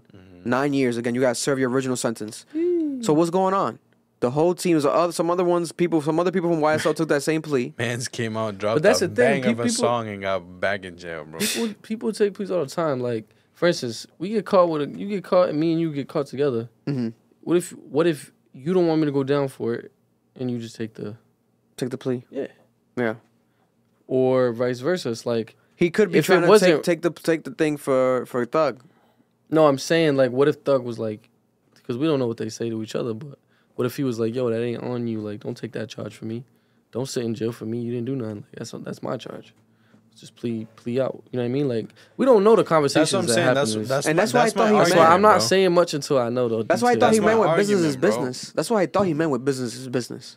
That's why I thought we were gonna get. Like the album's coming out. It was called Business is Business. What the fuck is going on? Are you gonna say like, yo, business is business? Gunna This is said my artist. Business in his shit too. Gunna said that shit in the first song on the album. He did? Some shit like that. Like it's business, Business some is shit. business. Like something like some same. I'm like, oh shit. Are these- Imagine the whole court case is fake and it's just an ill album rollout. Nah, I doubt it because this album would have been Imagine. better. This album, Bro, that the Young Thug DA album would have been better. That DA, she's moving sketch. That whole court case is just a joke at this point. Like, Yeah, like it's just not. but it's a mixed serious. bag because I'm not It's gonna lie weird, to you. Like, I do think that there's a lot of these niggas are criminals, bro. God bless these Atlanta rappers. I love listening to the music, but a lot of these niggas do deserve to be in jail. If we're being honest, a lot of these niggas do be shooting these niggas allegedly, etc., being caught up in some street shit. And it's like, bro, you put one foot in the street, one foot in the rap game, you got to pick a lane. Once you're a rapper, you are now a household name. There's people that know Young Thug and might never heard a Young Thug song in their life. Just because, oh, my daughter listens to him. Or Elton John. Oh, Elton John shouted him out. Oh, Elton John gave him the cosign. There's people that know your name people. now. You're a brand. You cannot be holding guns. You cannot be shooting people. You cannot be doing none of these things. So if you are allegedly involved in any of this activity, even if it's from your past, don't rap about it because you're going to go to jail, you know? And with this album, I really hope that it was AI. I had a theory. I'm like, this shit might be some AI Young Thug because he sounds different. Like, the voice sounds, like, weird. Maybe that's why I don't love the album as much. But I was impressed with, like, certain moments and shit. Like, when he did, like, vocalize and shit. Like, So I'm saying. when he got into that bag, I'm like, oh, shit, this is what I wanted. But the whole album wasn't like that. no. Most of the album was, like, copy and paste. Gucci, was it Gucci, Gucci bucket, Gucci money bag, some shit like that. Gucci bucket. Gucci trash bag, garbage bag. Gucci garbage bag. Nah, not garbage bag, bro. Yeah, bro. Gucci grocery bag. Grocery bag. Gucci grocery bag. I knew it was with a Gucci G. grocery bag. I'm like, this is some copy and paste On bullshit. the nightstand, some shit like that. Yeah, this is some copy and paste He bullshit. probably Like- said it on the phone. Gucci grocery bag. so I'm like, And they this just put could it- be some AI shit. But then he made a post supposedly like it was some older shit. I don't know.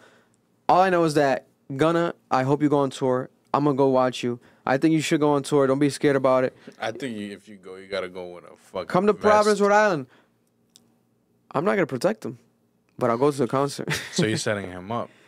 No, that's your words, not mine. You know, I don't think he's gonna be touched. You know, He got security. He got security. You know, hire a lot of security, and that's it. You know, 6ix9ine's touring, but overseas, You already said everything's BP. everything's BP.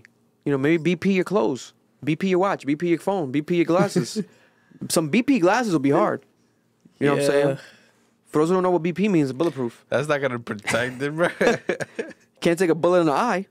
I mean, I don't know. If it's coming to the head, he could just block it with his eyes. Oh, he's gonna go You know what I'm saying? put his eye in there. Bro, you still gonna get rocked. 100%. Gucci BP goggles. You know, they're gonna drop the Gucci BP goggles. You know, they could work out. They're gonna have to put a stage that's just BP. Also, brand new album dropped this weekend. Coil Ray's debut album.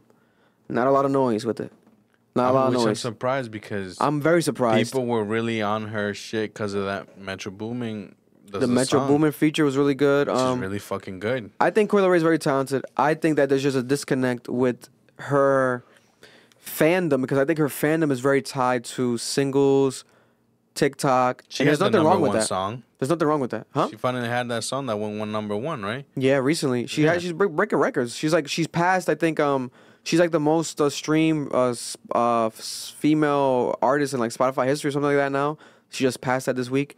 So she has W's, but when it comes to like bodies of work, you know, I heard some of the songs on here. I didn't play it fully yet, the album, but it's actually pretty good. What I heard was pretty good. You know, I'm actually talking to her team because I'm friends with her DJ / best friend. So we're trying to line up a Coil Ray interview hopefully soon and reaction. I would love to do a reaction to her with her album.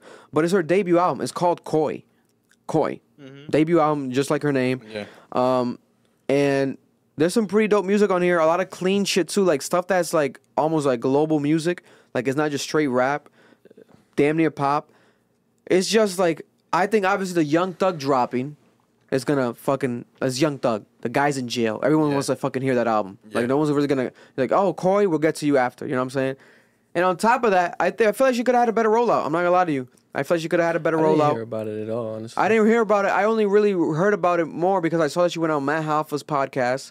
I was like, oh, she's doing press run? And she was talking about it. I'm like, oh, and I looked her up on my Instagram. I'm like, oh, yeah, she I was seen dropping the an album. fit she wore for the BT performance. BT viral. performance. So then I went to her page and I'm like, oh, she dropped the album. It was like 4 days ago, but like, Yeah. I literally didn't see it. Like I didn't. But it's like, she's almost bigger than her music, damn near. or Yeah. bigger than like I don't know. Her songs can be big, but like there's something there's a disconnect there. I don't know. But then is it just in general with this culture right now? Like right now, do people really care about albums as much? I feel like people don't care about albums as much anymore. It has to be specific. Depends like who it's from, to be honest. yeah, because like the Gunna one, I was waiting for that. people were waiting for that, right? But that's because we had no Gunna music. But that's the thing. Gunna don't got singles. Yeah, Gunna Like, doesn't do singles. We don't gravitate towards Gunna singles. Like at Gunna album, we tuning in, we lock. Like we're gonna lock in. You know what I mean? Yeah, so I feel like Coi Leray, her situation was like she fed us these singles, these viral moments, and that's all people want now from her, or that people appreciate. But I would recommend people go check out her album. I think it's actually a pretty good album. They try to make fun of her for her EP, I think that dropped a couple years ago or last year, where it had low sales, and people were clowning it because it did like 2K or 12K. Pardon me if I'm misquoting it. A very low number first week.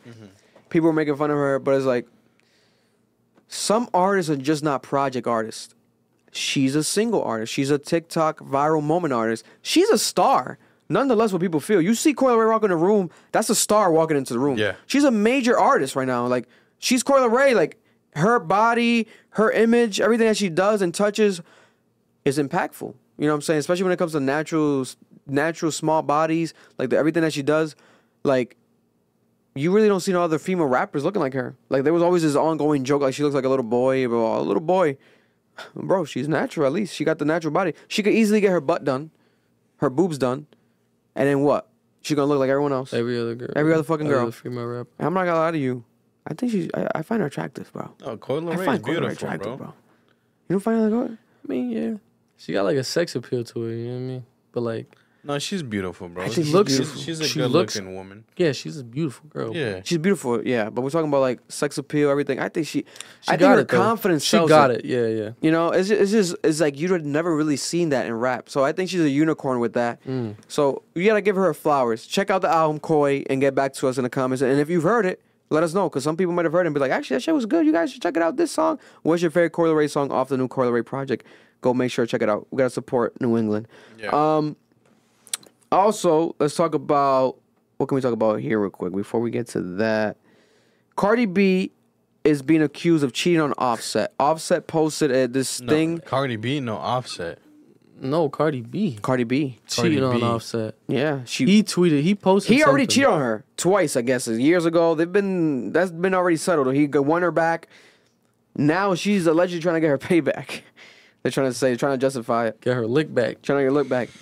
And people are joking on Twitter like, oh, what, does he expect her not to cheat back?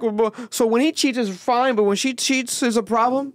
Yes, it's a problem. No one should be cheating. I don't know what the fuck you guys talking about. It's not no equal, like, get that Right. shit back. But then some people believe that, like, I mean, oh, if she you take cheats, somebody back that cheated on you, that's on you. that's on you. That's on you.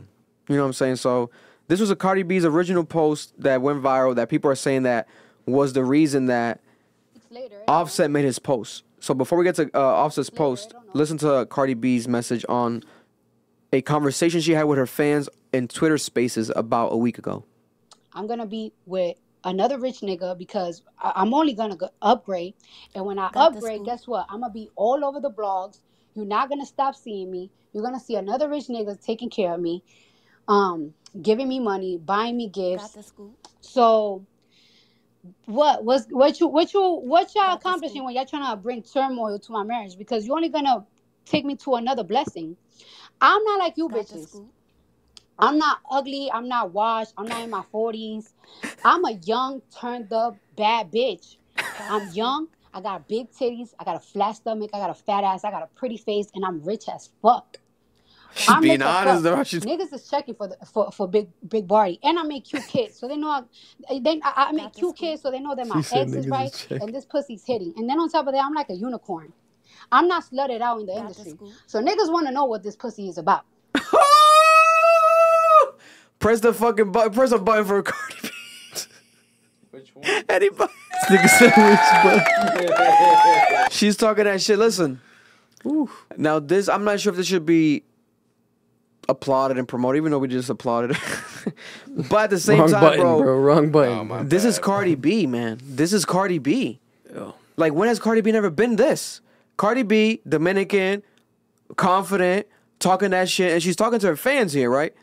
But they're saying that this was her response to people saying that Offset again supposedly cheated, etc. But I don't think he did it. I think it was fake rumors. But then Offset, they're saying that he might have heard this, seen this, and then took it as her cheating. Like, damn, she fucked another nigga. Like, what is she trying to say? That she actually been with a nigga, or does he know more than us? You know. Bro, talk to your wife, bro. Exactly. So he posted this. He said, "My wife fucked a nigga on me, gang. Y'all niggas know how I come," and he deleted it. He posted that today on his story. He comes. So what does that mean? What are you trying to say? So people are like, "Damn, Cardi B cheated on him. Oh my gosh, she got her lick back. She got her lick back. City girls up. City girls up." But he deleted it, right? And then she responded again in another Twitter Spaces. She loves Twitter Spaces. So she reacted with her fans again, and this is what she said. Let me say. First of all, she's singing a song, and the song is called "I Should Have Cheated." It's a classic song, R&B song. Let me say. You can accuse me of all the things you know that you are guilty of. So she's trying to call him a hypocrite. Y'all. And I see that it is easy for you to blame everything on me. Yes, honey. Trying to say Offset trying to switch the tables. Don't pay attention to that country man, y'all. He's from the South, so she calls him a country What man. the- Bro, she's wild. This is so funny. Because he's from Atlanta. He's from Georgia. He's a country man. But maybe he is. A lot of people from Atlanta, they've known to be like very like Southern style, you know. But maybe he's country, bro. He might have horses and shit. He's definitely country. Don't pay attention to the country man. That Spaces the other day, that motherfucker spiraling and thinking shit. Come on now. I'm fucking Cardi B, nigga.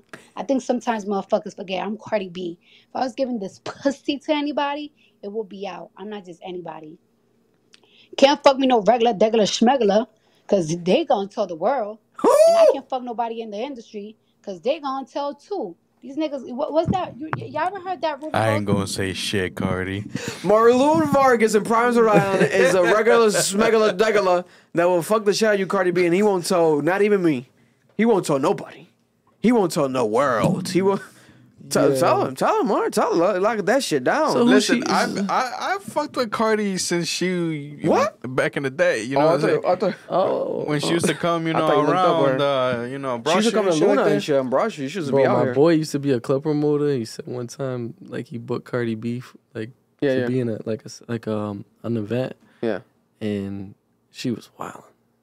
She came to Providence. She was wild. I know That was Love and Hip Hop Cardi B. I know Cardi B from back then. That was pre-Love and Hip Hop Cardi B when That she was was on the pre- Primes. She would come to before. Primes all the time. Yeah. I've been They knowing gonna about her. tell too. These niggas, what's that? I've been the number one Y'all fan, ever heard Cardi. that Ruby Rose record where she said, got a big ass mouth. So please, boy, stop acting stupid. Stop acting stupid.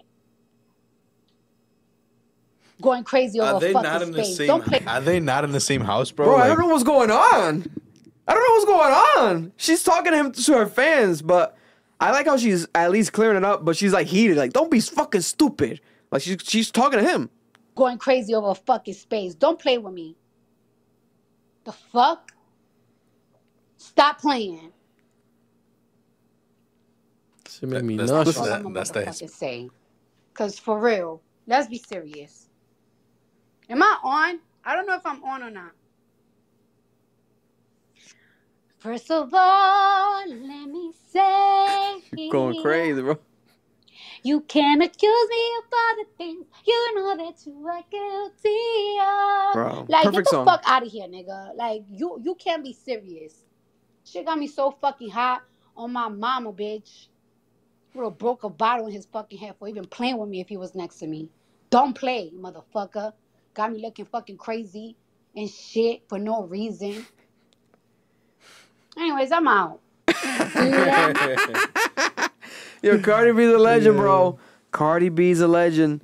Listen, she's always gonna be her authentic self, and she still kind of, I feel, keeps it. Like we'll see a moment like this with her, but like once a year. Like she doesn't do it often. She's not really out here in the public doing interviews all the time. Cause I feel like she might low key be canceled, but at this point, I don't know who really can be canceled. I feel like cancel culture is kind of done, I but feel like that stuff don't work anymore. I feel like that stuff don't work no more. But she would have been like a precipice example of like, oh, we gotta cancel her. She's not good for this. She's not good for that. But Cardi B's always gonna be Cardi B. You know, the situation's wild. Offset. brother, hold it down. What's going on over there at that house? You know, you guys have kids. God bless you. I hope you guys figure it out. But you did make her look crazy. People like everyone thinking that she cheated today. Like she cheated. And it's like she was like, don't listen to that country man. Was she trying to say that he wasn't even spelling right? Because it didn't even make sense. Like his thing didn't really kind of make sense what he posted. It was like grammatically incorrect. And it's like That's street shit. It's some street shit, but like on some dumb shit. That shit sounds crazy, bro. My wife fucked what she say? A nigga on me. On me. You know how I get. You know how I get down. Y'all know He how likes that shit. It's like, what does that mean? It can be interpreted in so many ways. Yeah, I don't know. He might be a cuck. If you're Offset, millionaire, one of the most historic rap groups of all time, and you're married, they're literally married to Cardi B, you have kids, would you cheat on Cardi B? I would never cheat on Cardi B. No. How would I do that? But what would drive a man like Offset to cheat on Cardi B and then accuse her of cheating back when she did it? I feel like people who cheat on like beautiful, you know, people be making fun of her when she don't got makeup, this and that, whatever. But she's a beautiful woman. I feel like people who cheat on women of like that caliber type shit had just been dogs from since day one. You know what I'm saying? Like Jay-Z. Like that shit don't change. How you cheat on Beyonce, bro? And he had to fight to get her back hard, though. Bro, but if you think about that. And that's true. That's a prime example. That's a prime example. Anybody could cheat on anybody because that's true. Money don't matter. But Beyonce. Fame, looks, none of that matters. When it comes down to if you were cheated, you were cheated. Bro. But then... Eve did it. Yeah, but then they pushed through it. And look at them now. Because I doubt that Jay-Z would do that shit again. If Jay-Z would cheat on her again, it would be the end of the world. We would hear the biggest music ever created on this world by Beyonce. She'll drop some shit to kill him. There'll be two sides to it, though. People gonna rock with Jay-Z for doing that. Bro, there's so many dogs out there that will still rock with It depends. They gonna be like, bro, Jay-Z got balls, bro. He cheated on one of the baddest bitches out there. Feel like, this and that. Bro. Like you know toxic niggas like Future get applauded, like Future. Yeah, you know it's Future. Yeah. But a nigga like Jay-Z, like when that came out when Jay-Z that supposedly did that, people were kind of confused, like what? Because remember when the whole video broke, like him fighting her sister Solange in the elevator? Yeah. That was like rumblings of like there's an issue going on. Yeah. And then there was like rumors of a separation. And then we had the Jay-Z album, 444. Bro, classic album. It's an album that every time someone does an album like that, people compare it to that now. Like 444. You didn't fucking listen to or relate to it, but I don't like it. You like it? No. Listen. It's a more of an age thing. I get it. The younger niggas don't really... Motherfucker, I'm older than you. Yeah, but like, I feel like niggas in their 30s and 40s appreciate it. But I'm telling you, like, when someone drops like an album that's like mature, like let's say if Drake were to drop a mature album now, even though he's not, because it's called For All My Dogs, right? He's not gonna drop no mature shit. It's gonna be some puppy dog. Need it, bro. Yeah, some dirtbag shit, bro. For all my dogs. Yo, I'm gonna feel like a dog, bro. I've never been, but it might have to step out. I'm gonna be barking. You're gonna start growing paws out of nowhere. I might have to step out, bro. You know, but Jay-Z, when he did that album, it was like a mature album. Now everyone does a mature album, they compare it to 444. And I actually love that album. I think it's one of the most historic like bodies of work when it comes to like what it meant. And it was an apologetic album. It was crazy, bro. Like he apologized to an album. Like he had to. Like he had no other way. She came at his neck with an album. Yeah, that's true too. You know, so yeah, I don't know. Offset, we're praying for you, brother. You know, you have an amazing, you know, person in your hands. I think very wild though. Dominican women are wild. Do not get me wrong. Dominican women are wild, but you chose to lay that dick in that pussy. She'll beat him up, bro. She really would beat you up. She'll kill you, bro. She really would kill you. Allegedly. You know what I'm saying? Speaking of Offset, him and Quavo have reunited officially. After Takeoff's passing, there was already turmoil before the passing between the Migos. They separated. Offset was doing his solo thing. Him and Cardi, family, and we had Takeoff with Quavo. Unc and Few. The uncle and nephew, right? But then, Takeoff, rest in peace, passed away. Crazy. Takeoff was young, bro. Takeoff was young, bro. Takeoff looked like he was. Takeoff looked old, bro. He looked like he was the oldest one. Yeah, That's what I always thought. I thought he was the uncle, bro. He's the little uncle. It didn't make sense.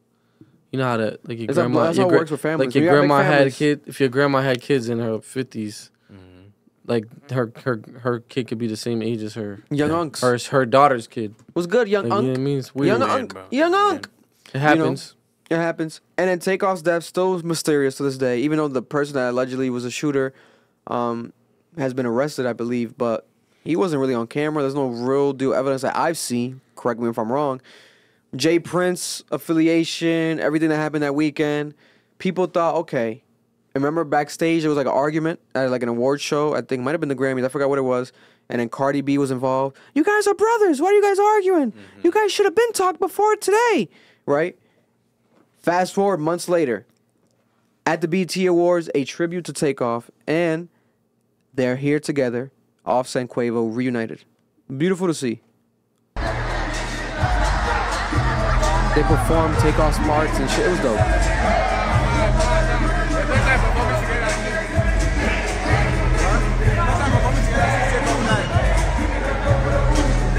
You got Takeoff in the background, images.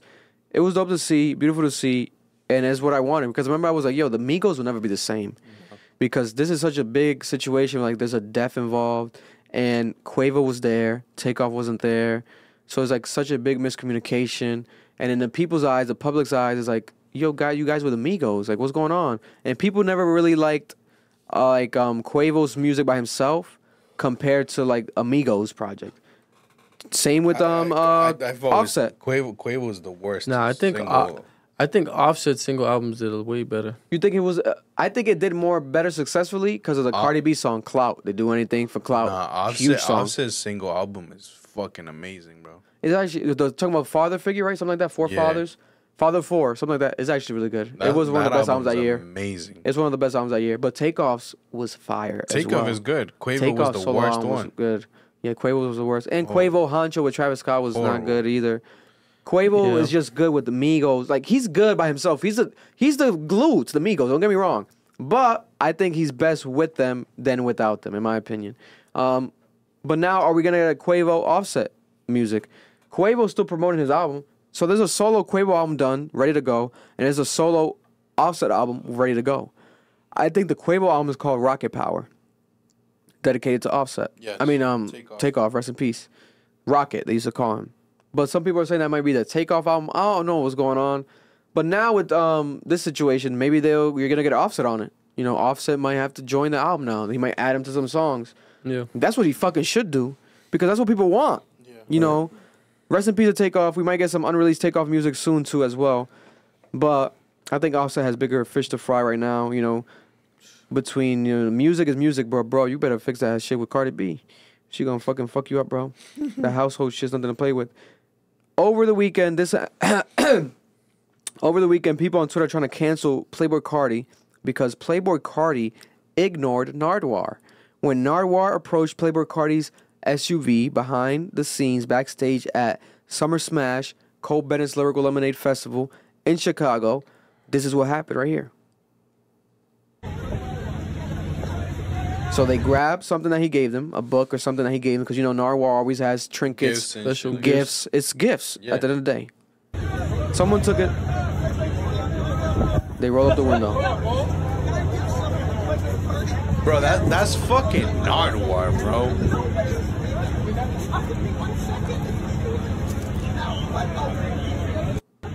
How the fuck you guys gonna embarrass Bro, Nardwuar? that's fucking Nardwuar, bro. Bro, they embarrassed Nardwuar. Nardwuar's like, just need 1 second. Got Nardwuar looking crazy. Nardwuar doesn't even look crazy. Put that fucking. I want you to zoom this bitch in right now, bro.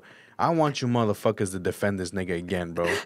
Real fucking talk, He bro. hates Cardi. Bro, Cardi B is. Cardi B. Sorry, I'm sorry. She's. Playboy Cardi's fucking trash, and this shit right here cements it. You're garbage, bro. You're not bigger than Nardwuar. Come the fuck down. All right, bitch. You got people in the comments, Little Duval, Elliot Wilson. Elliot Wilson said, when you diss Nardwuar, you diss yourself. Little Duval said, nah, they got to apologize to Nardwuar. He's harmless.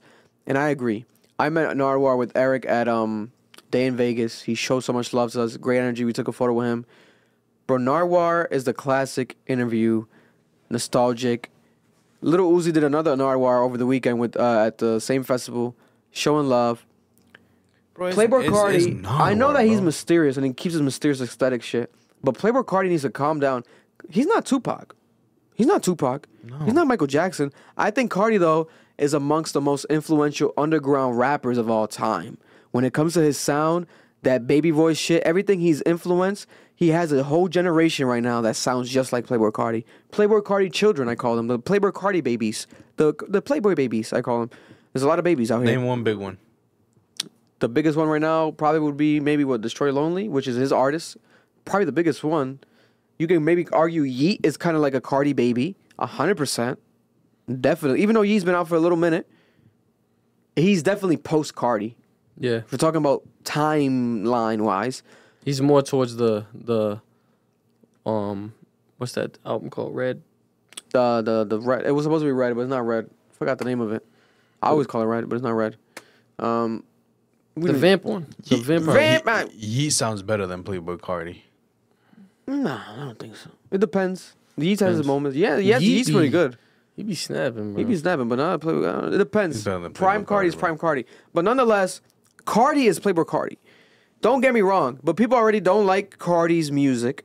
They don't like his painting of his nails, his screaming in his performances. He doesn't even rap his songs. He just screams ah, and has the whole crowd just sing the whole song ah, and that's all he does. And he's like, fucking has like an orgasm, and like the leather on his body is like coming off, and like he's kind of eating his skin. I don't know what the fuck is going on. But then it's like, Yo, Myloon hates this nigga. but then it's It's like, trash, bro. okay, you're a rock star, me, rock star. But that's Nardwuar, the human serviette, legendary interviewer. You have to protect Nardwuar. Yeah. Bro, Nardwuar is like Come on, bro. I picture him like if That's you a know like a legend. unicorn. You know, like just think of like a fictional, like a magical creature. Mm-hmm. Like that nigga's like the powers he possesses. I feel like he possesses powers. Bro, 100%. Like he's not He's like a no- wizard. like Not- yeah, like he's not like a normal like human being like we he's, are. Like he's an angel, bro. like yeah, like he knows shit. Like Might he's as well be an apostle. like the It's way from he'll the ask Bible. you a question. He'll probably ask me a question about something I used to do when I was like 4 years old. Like, bro, how do you even? I never told nobody that. Bro, like, I'd cry if Nardwuar interviewed me. and right, You know what I'm saying? you so I'd be like, whoa. Bro, Pharrell interviewed him after being so amazed by Nardwuar. He's like, I have to interview you. And then the next time they met up, he interviewed Nardwuar and gave Nardwuar like gifts. Bro, this is a legend. If you're into music, if you are a music fan that's on the internet music baby, blog babies, you've watched Nardwuar interviews, you know who the fuck Nardwuar is. There wouldn't be necessarily a like certain like culture, like internet culture without interviewers like a Nardwuar. Without Nardwuar's type of content, the fandom is just like it has no soul. Nardwuar adds soul, actual foundation to what it is to be a hip hop fan. Playboi Carti, you need to show respect to Nardwuar. You could say no, but hop out. Yo, my bad, Nardwuar, shake his I hand. can't Next right now. time. Yeah, exactly. Like Uzi did. Uzi's giving Nardwuar interviews that'll be 30 seconds long. Like real quick running. I got you next time, blah, blah, blah. Because at least he's showing him the respect, you know? And this time when they linked up, Uzi was like hugging him. Like, I missed you, man. Where you been? I almost cried watching that shit. I'm like, fuck, what the fuck? That shit makes me emotional. Bro, yeah, Bro. it was like the last time you seen him was like 2016. Yeah, he was like, I haven't seen you in a while. Where you been? Yeah. Where I missed you. And he hugged him. He's like, Uzi, I missed you too. Oh my God, Uzi, I missed you too. I'm like, oh shit, I'm about to cry in this bitch. Because I'm a real fan of this shit. Now, Bro, if it's Playboi Nardwuar, Carti's not a bro. fan of hip hop and he's not a fan of music culture, then he needs to come out and say it. Hopefully he makes up for this shit, sends Nardwuar a video, calls Nardwuar, flies Nardwuar out. This would be the perfect opportunity. Next album rollout, Carti, have a Nardwuar interview. Fly him out to your house, pay that man. Do something. You need to make up for it because now it looks horrible. People, his own Playboi Carti fans are coming at him. Good. They should. They're starting to realize Where they realize him are. that he's trash. He's a bad human being. Bro, Listen. you are a bad human being if you're ignoring Nardwuar. Listen, but we did talk about his shit that he did with Iggy and shit. Remember, he does give bad human being He vibes. beat his bitch, bro. Yeah, he beat her up allegedly. This nigga was playing PS4 with Lil Uzi Vert while his son was baby was being being born. born, bro. He's probably a bad dad. God Yeah. bless. I He's a don't want bad to judge him person, as bro. another He's a dad. bad I'm a person. dad, He's I a but hope bad he's a person. good dad. I hope he's a man. good He's dad, not. He's man. a bad person, bro. He makes bad music. And Is he going to hell, Mar? And he looks crazy. Is he going to Most hell? Definitely. Damn! He's first in line. He's the first 10 niggas in hell. Is Lou?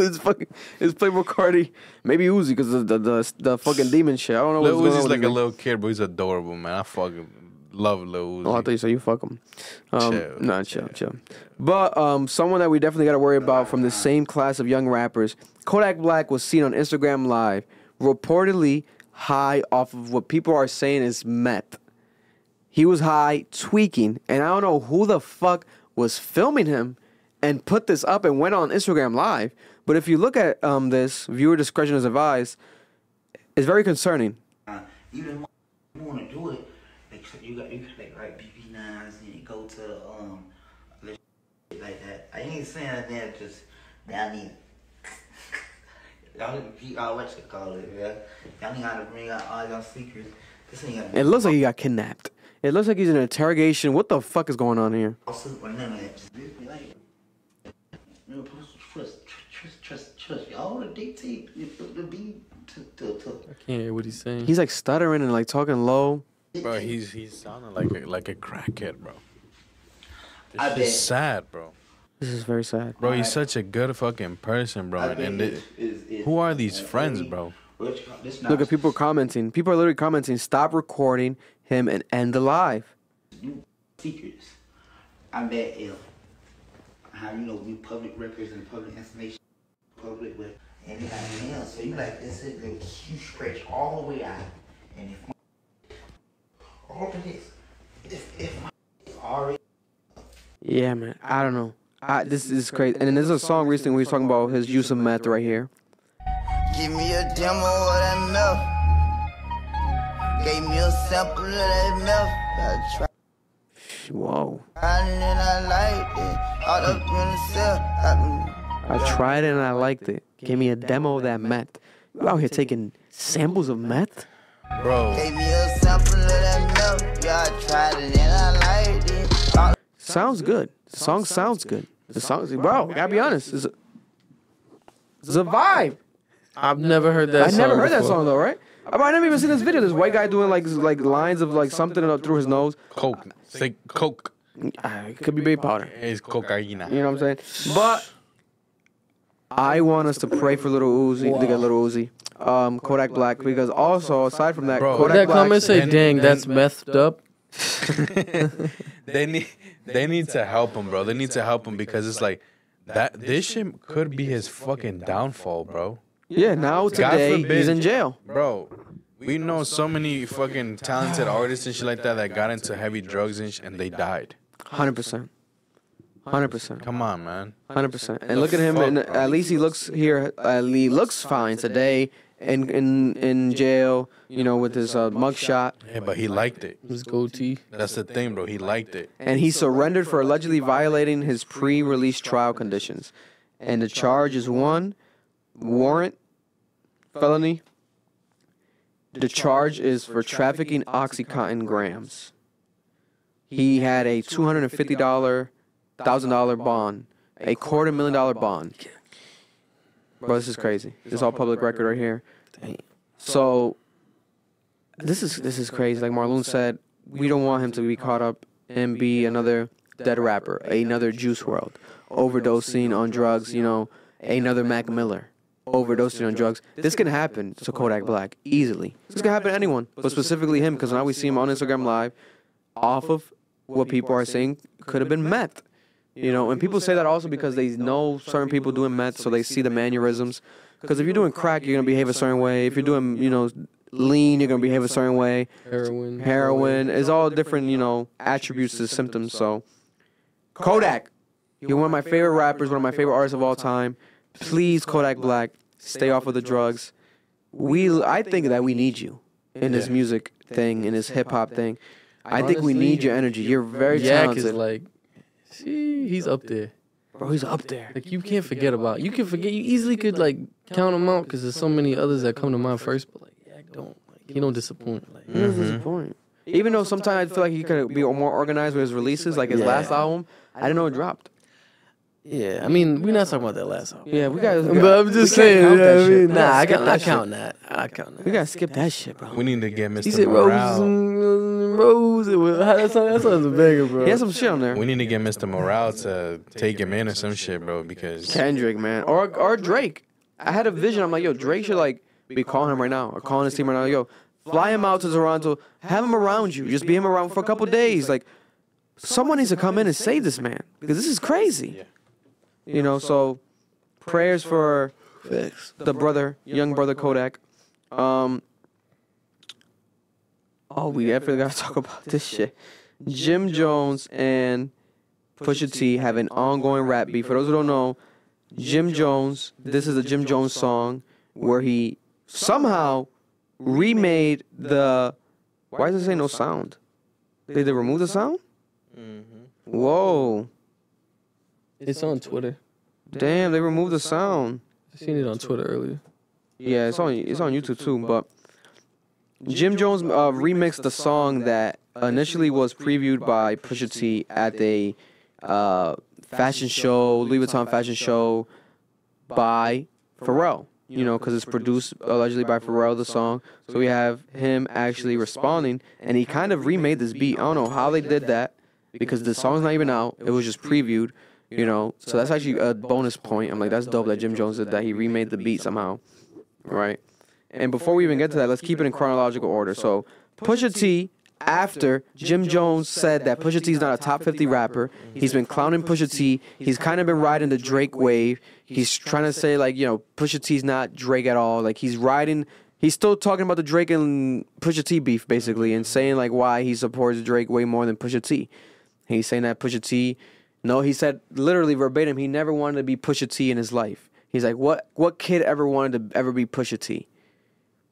Arguable stance. But it's like, it's different lanes for different rappers, right? yeah. So, after that, people were like, damn, Pusha's going to say something because Jim Jones keeps doubling down. Every interview, he keeps doubling down. So then we have Pusha saying it here in this song. Listen to this. Amongst veterans, I'm watching your fame escape relevance. We all in a room, but he's the elephant. You're chasing the feature way out of your element. Drake. People keep saying he's trying to get the Drake feature. Oh, you riding Drake's dick because you're trying to get that Drake feature. So he's Pusha T's talking about that. You're chasing a feature out of your element. And those lab diamonds under inspection. The question marks block your blessings. It's no tombstones in the desert. I know by now you get the message. Know by now you get the message. You think to be valor amongst veterans. So it's like a whole verse dedicated to Jim Jones without saying Jim Jones' name, right? So this is not even out yet. It was just previewed. So then Jim Jones took it upon himself to respond. And now we have Jim Jones on the block, from the block. Meanwhile, Pusha T dropped his song or previewed his song in Paris Fashion Week runway show in front of Jay-Z, in front of mad celebrities, billionaires, right? Different worlds, right? In front of everyone, Pharrell. And he actually walked there. Him and Clips, his brother, Malice from the Clips. They both walked there and they previewed this song. It's like a new Clip song. And he's like coming at Jim Jones. And it's like, oh, wow, so fancy, so elegant, you know, rap type shit that Pusha T would do. Jim Jones went back to Harlem on the block and just kicked the traditional to his world. He's like, yo, this is my world. And he did this. Shit, I ain't. Before you drop that, well, before you drop this shit, let me give you some inspiration, because you lacking, You can put the speaker up a little bit more. You get a chance. No, the speaker, so like the last, I think it's, yeah, the third one. Gonna let them get a do-over. They got you gas, you must think that you the new Hova. You afford that. The Jay-Z, because he's like Jay-Z's Pusha T's idol. I know, nigga, I jumped in a new Rover. Your brother still jumping in bed and you tell him move over. These new roads. Talking about Malice. He's coming at his brother. Niggas don't know what to do on no raid. Kanye gave you whips, but that's what they do to the slaves.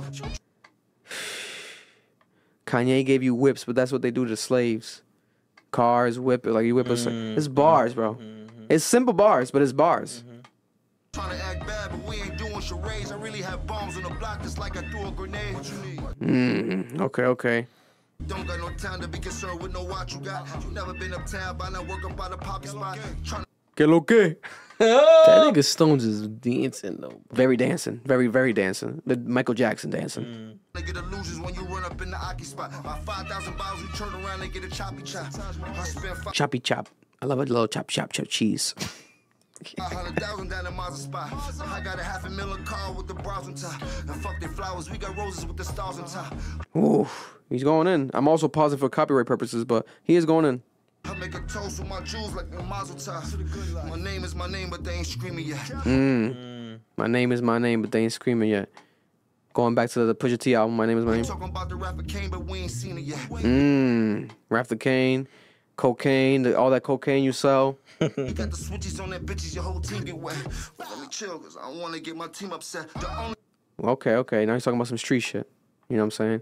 And that's the thing. When it comes to Jim Jones and street shit, if you know what it is to New York, etc., allegedly, he's one of the people that people check in with if you go to New York. Allegedly. Allegedly. Allegedly. I don't want to incriminate nobody, but he's one of those people. I've checked in with him. No, I haven't. I don't check in. I just pop up. I'm a civilian. I don't got to check in. I'm not a fucking... I'm not a banger. You know what I'm saying? I ain't banging or rapping nothing. Yeah.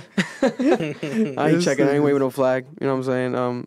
American flag sometimes, but you can't even wave that nowadays because you could be considered a racist. I don't wave that shit. Yeah.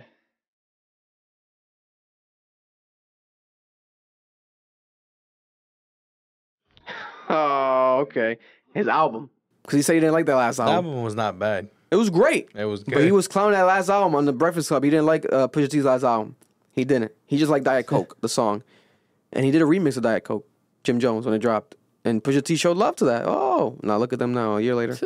plus you got your brother rapping. What you trying to bring the clips back? Trying to bring the clips back? He is trying to bring the clips back, Jim Jones. He is. Yeah. About your brother, what happened to that boy? It's looking like it, they be selling crack to that boy. Coming at Malice, because Malice is skinnier. He might have had, I don't think he did. Did he have health issues? I don't think so. I don't remember that being the case. I don't want to take it to that level. But he is obviously skinnier than Pusha T aesthetically. Malice always looks thin, But I don't think he was like coked out. That's crazy to say. Really though, enough of the jokes is how niggas get embarrassed. Really got some money, I catch you niggas out in Paris. I got Can I just say something about this video? Yeah. There's nobody really cares that this is going on. It's kind of like, he's like, is this really like his life? Like, is he really be on the block like this? Yeah. You know what's in crazy? Harlem? Hell yeah. Because he runs Harlem. Because it's like nobody's entertained. Like, it's not like casual for them. And it's not like Jim Jones is outside. But that's reality. That's the thing. Is that his reality? Jim Jones drops some shit or whatever.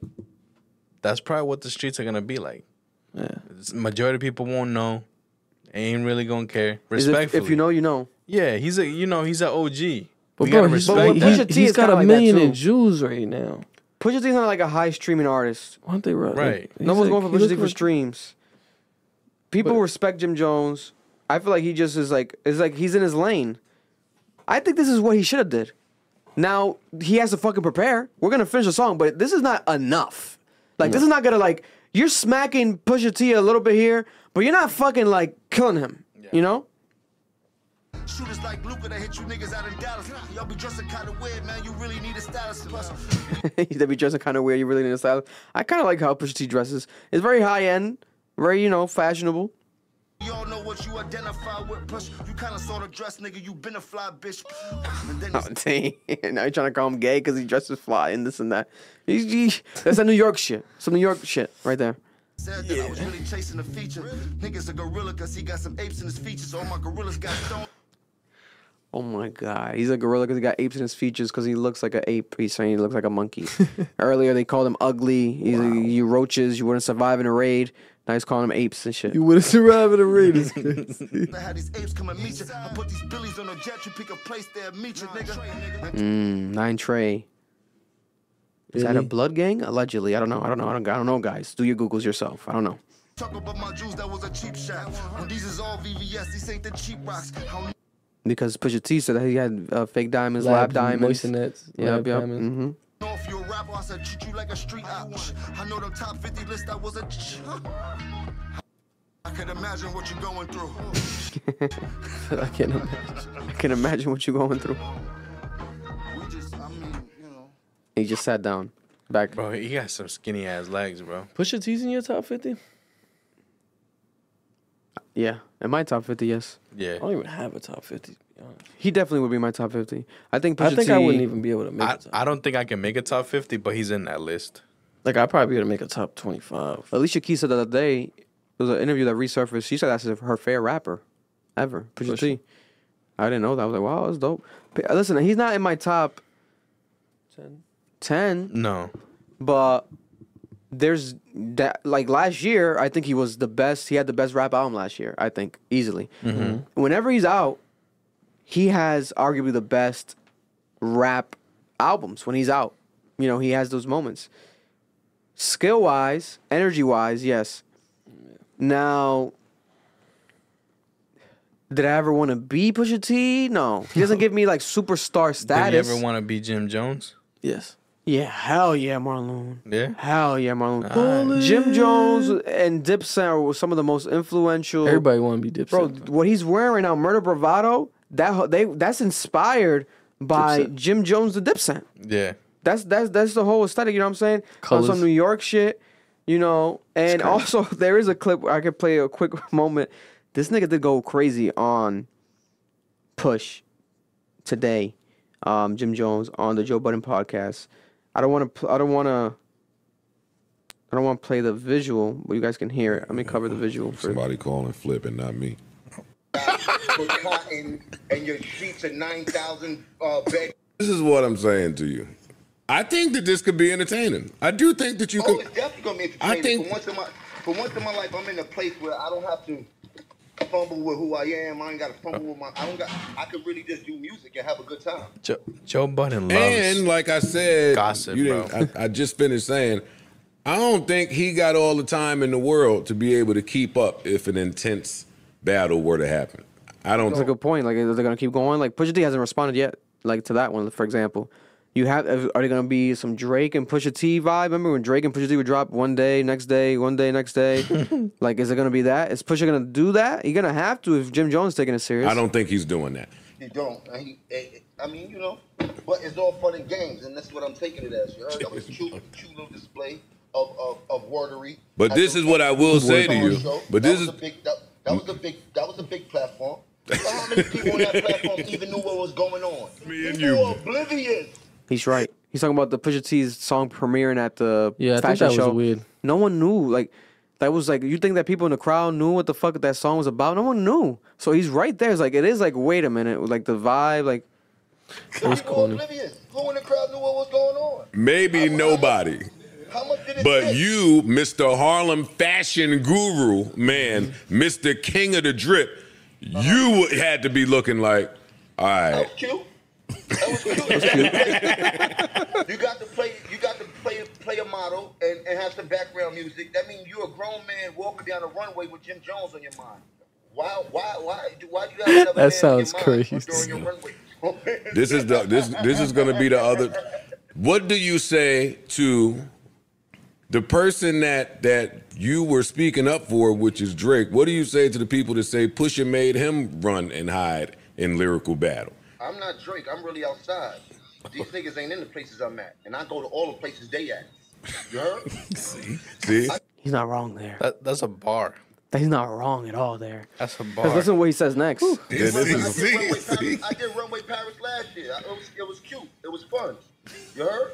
if he's I think he was modeling for, I think maybe Louis Vuitton for Virgil. Either last year or a couple of years ago. But he always is. Like, he's always, like, used for Kith. All these brands always use Jim Jones and them for, like, modeling.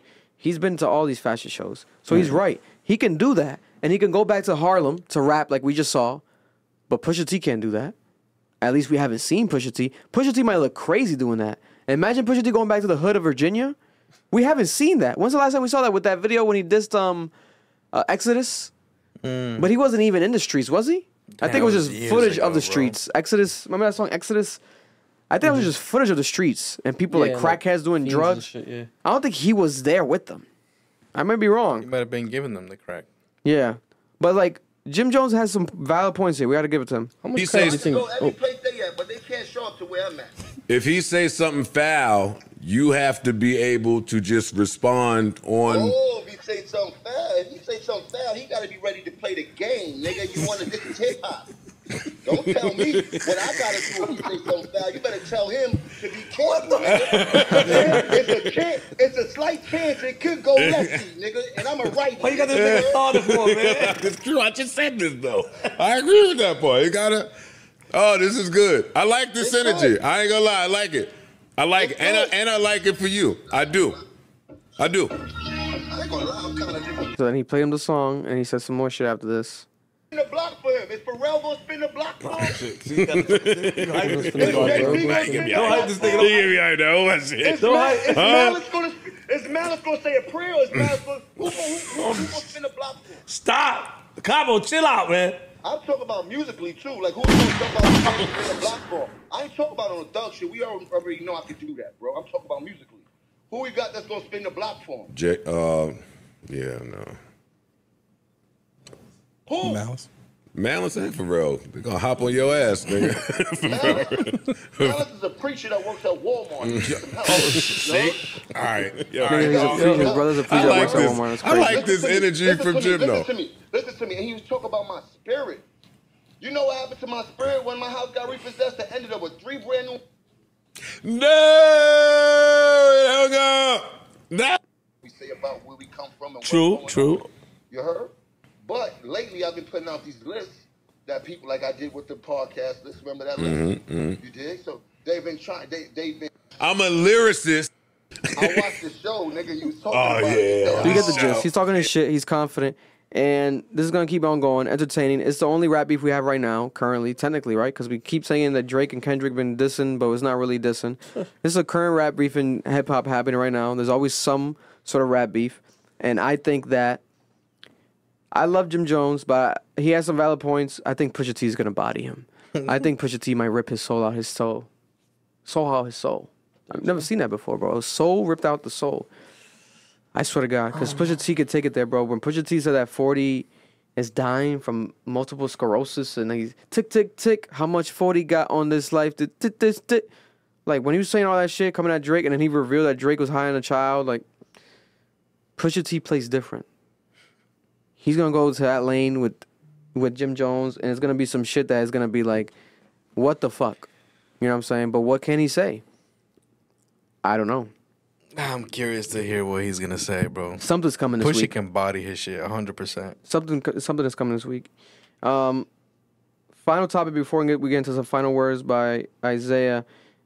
We got to cover this Ocean Gate submersible submarine that has now landed 5 people dead. Allegedly. We don't know if these people could pop up live somewhere. I doubt it. You were the conspiracies? Yeah, I doubt it. It could have possibly happened. I doubt it. You never know. Or if they're just obliterated and we'll never ever That's we'll a ever crazy see, word to use, bro. we'll never ever see any remnants of them ever in life. Right?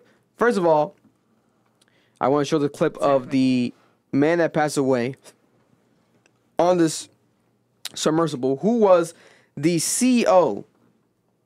He goes by the name Stockton Rush. Now, Mr. Rush, in my opinion, is an idiot and should have been in jail before this submersible bullshit even was ever launched.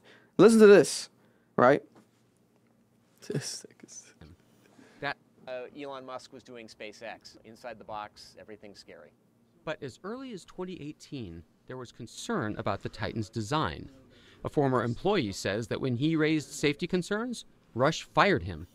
That same year, a group of submersible engineers urged Rush to seek certification of the Titan by a safety agency. And sued him. Rush declined, saying that regulation would stifle innovation. So he never got safety certified for this. There was no safety There's nothing that's Stifle verified. innovation? Yeah, there's nothing that's verified or like said, oh, this is safe fully, because he didn't want to, because it stifled innovation. Listen to this. At some point, safety just is pure waste. I mean, if you just want to be Sometimes, safe, don't get out of bed. At some point, he said, at some point, safety is pure waste. Listen to his justification. This is pure waste. I mean, if you just want to be safe, don't get out of bed. Don't get in your car. Don't do anything. Yeah. At some point, you're going to take some risk, and it really is a risk-reward question. I said, I think I can do this just as safely by breaking the rules. Oh my God, bro! What? Don't get out of bed. He broke something. Don't get out of bed. You know, don't live your life if you don't want to not live your life. You know, I'm gonna go live my life and put people in a tube that's not safety verified, and you know, it has some, you know, older material because I want to save money and be different. I want to be a MacGyver. You know, I want to make shift some bullshit. I want to get some controllers from Logitech, gaming controllers. You know what I'm saying? I want to put some fucking, what's it called? Plexiglass? What's that shit called? The plastic shit that is like, Plexiglass. I think it's plexiglass. Some plexiglass plastic bullshit, 7-inch plastic bullshit that when you go deep into the water, the pressure makes it 3 inches.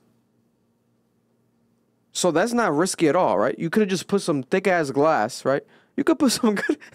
So this man didn't even want to use glass. He just, I gotta put some fucking plexiglass, right? To be cheaper, to be like innovative. It's very innovative, very cool, very, very. Oh my God, right? We've got to realize these people are drilled shut. 17 screws. They drill it shut. That's how this shit works. You know, we can actually play video that shows it, like how it actually works. Because first of all, people, yes, they paid $250,000 to go on here. But this was actually successful in the past. Yeah. They visited the Titanic multiple times, like a dozen plus times, with the same submarine doohickey shit, right? The problem lies in a lot of that was tests, trials for research. But now when you make it like a field trip, hey, pay me $250,000 and anyone can join. Now it becomes more of a, what do you call it? Like a expedition, like a exhibition, like something that's just for anyone to come. Tourist vibes. You might be overdoing it if it's not safe. Why not make it safe? Like, it doesn't make no sense. It's just idiotic, you know? So the man, well, first, before we get to the man, also, this is the kid's mom. Mary runs- There was a kid that passed away on this Titan, it's called. It was a kid? Teach He was himself 18, I through- think. Yeah. Used to teach himself through YouTube how to solve the Rubik's Cube, and he was really fast at it. Suleiman Dawood's mom says he didn't go anywhere without his Rubik's Cube. He wanted to solve it on his way to see the Titanic, a voyage the 19-year-old made with his father, 19. Shahzada. It was supposed to be Shahzada and I going down, but then I stepped back and gave the space to Suleiman because he really wanted to go. She was on board the Polar Prince, the ship that towed the Titan out to sea. The sentence, "we lost comm," I think that would be a sentence I would never want to hear in my life again. Lost comms, all communication. That's the way her horrific ordeal began last Sunday.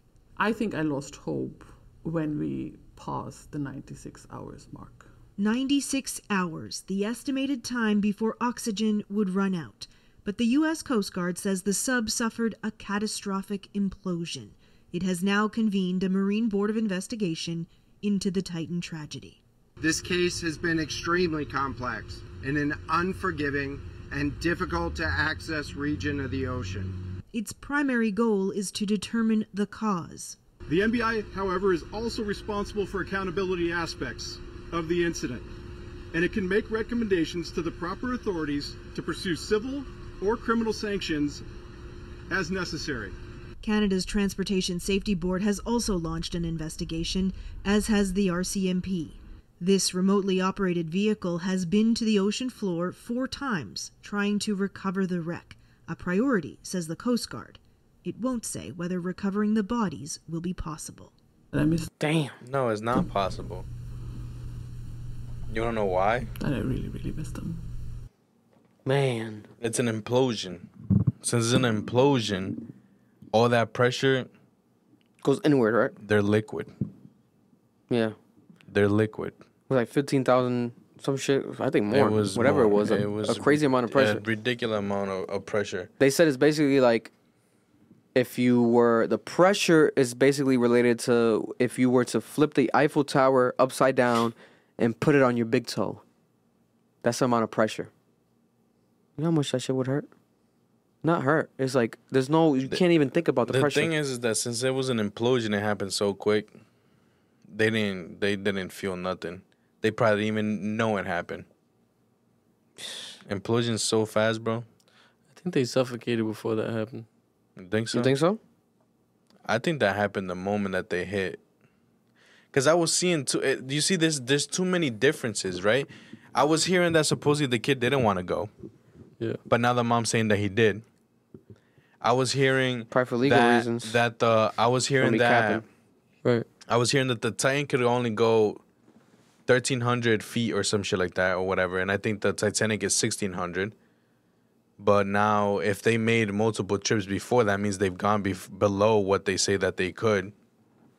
Right. You know what I'm saying? So like, it makes no sense. I'm hearing one thing here, another over here. But that definitely, it was an implosion. You know what I'm saying? And even if they were able to get to the surface, you know what I'm saying? Just the fact that thing is shut from the outside, they were going to die regardless if they didn't get to them.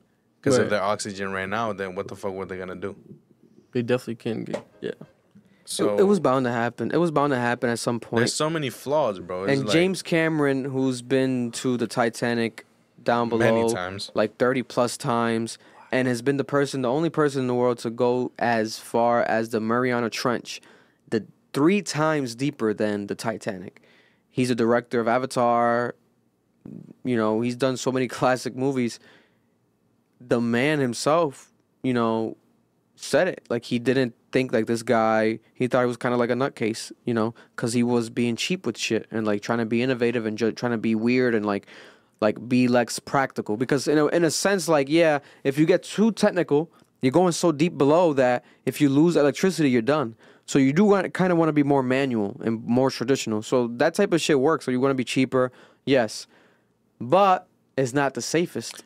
Why would you take a group of 5 fucking people as a tourist site type of thing to down there? You want to know what's another thing that threw me the fuck off is like, why something like that? Why don't you have anything attached to it?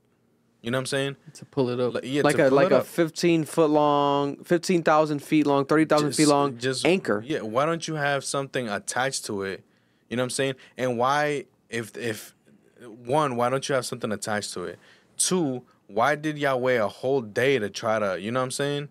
They waited days to finally get people to come. Why? You see, this is the shit that makes no sense. It's very weird. You know what I'm saying? Yeah. This is a vlog that came out. I recommend to go watch it. This YouTuber, he was on mission 3 of Titan. So Titan, for those who don't know, had missions where people were finally be able to go as tourists. That's one of the ones. One of the missions. One of these 5 missions was the ones that Mr. Beast was going to potentially be on. Yeah. Mission 5 was the one that everyone died on. This was mission 3. So this kid, you know, he wasn't able to go, but he did go on a test run. Because the day that he was going to go, there was weather issues and shit.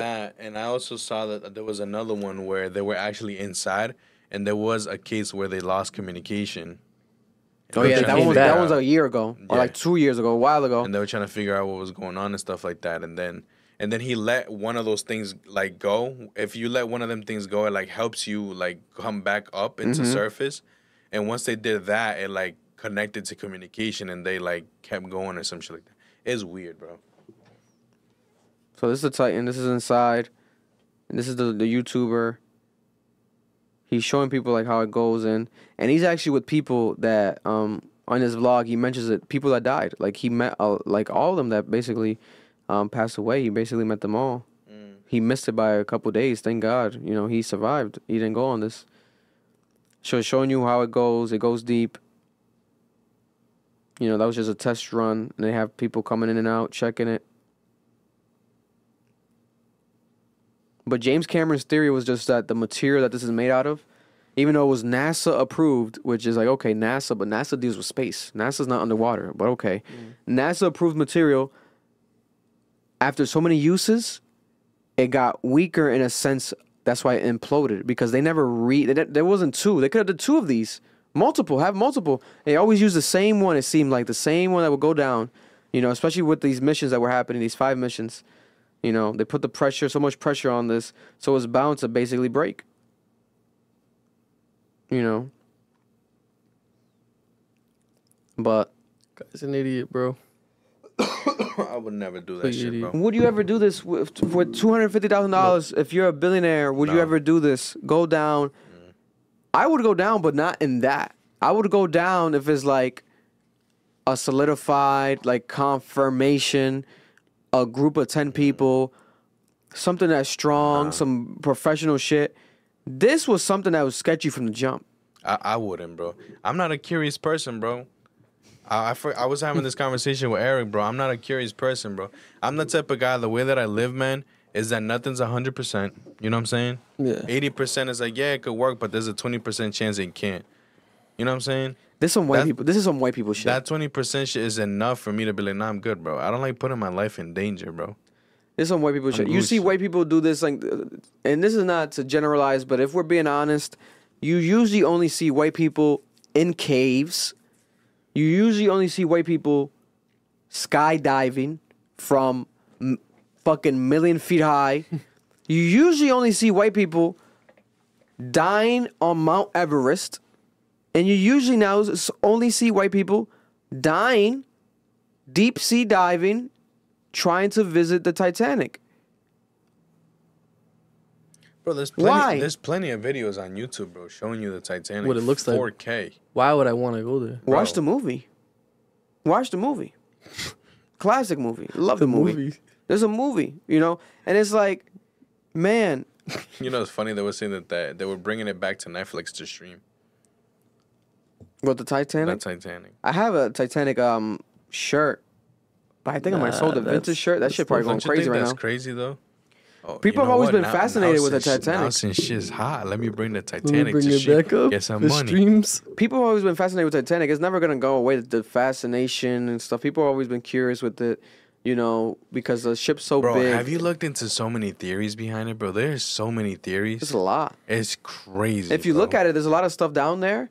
If you look at the videos of the Titans trips in the past, and even James Cameron's trips in the past, where you see a lot of stuff, bro, like marble floors from inside of Titanic on the bottom of the sea, still intact. Like marble floor pieces, like so many years later, looking brand new.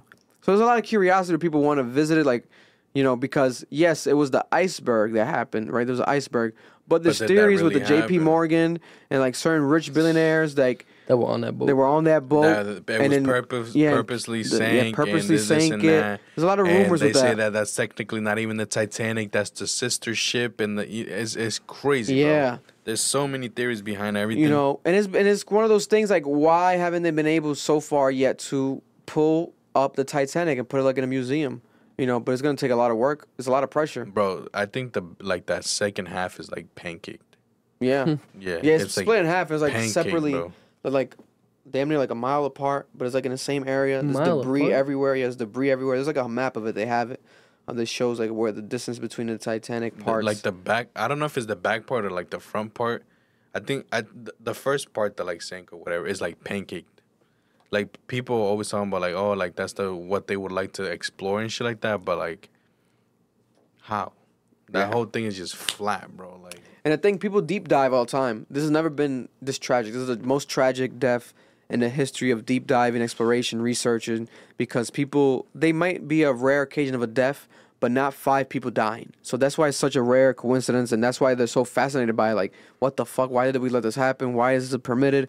But I do think that the man should have been arrested. This should have never been like public. Like, yo, let's let these niggas go and do this dumb shit. Nigga made a video talking about rules are lame.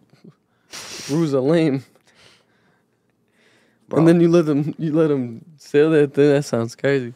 Insane, bro. You firing people that are questioning your safety abilities. Sued him too. No. The man's an idiot, bro. But there we have it. Swifty, talk to the people. You know, you are, in my opinion, you know, the best artist right now in the state, in the city. Talk to them about your music that you have out right now, the name of the project, and the actual sound. You know, everything that you did with it, because you're someone that be cooking shit up, bro. He cooks shit up so casually, you know. And this is written and produced by Swifty himself, for those who don't know out there. Yeah, so I just put together an EP, 6 songs. They all like geared towards that club vibe, that Jersey style. You know what I mean? more so like I personally, what made me want to make that project was like I made one song and I never experimented with like that type of style of beat, like you know what I mean, like that. I do this thing a lot where I'll make a song without the drums. Like I'll make a beat and I'll put the drums last. Like I'll make the whole song, I'll sing the whole song, hook, verse, 2 verses, whatever, and then go put the drums at the end and fit the drums around the vibe of the song. Wow. And for that song, it was called Keep You Knocked. That was the first one I made out of the 6. And I felt like once I put those drums in, I created something like, it was different. You know what I'm saying?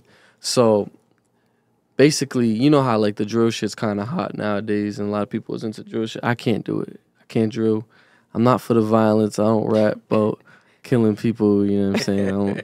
That's not me, you know what I mean? I like to rap. People know me, like stuff that got me known really was like my love songs, like songs I make about like girls and like shit I'm going through. So I found a way to incorporate that into my EP. So the EP's called Better Without You. And honestly, with that title, I had the title at the end of like everything, and I'm like, what can tie all these songs together? And I just went toxic, bro. As toxic as possible. Some part of me was like, this gotta be like some future shit. Like, I gotta rap this. This gotta be like a feeling. You know what I mean? Like, do you feel that way? Real you know life. what I mean? His real life. You know, his real life. Because if I could give you an overall theme of every song, it's like you was in a relationship. You was in a relationship with somebody you knew you shouldn't have been in a relationship with, and like the sex is good, so it's a key point in why you keep going back.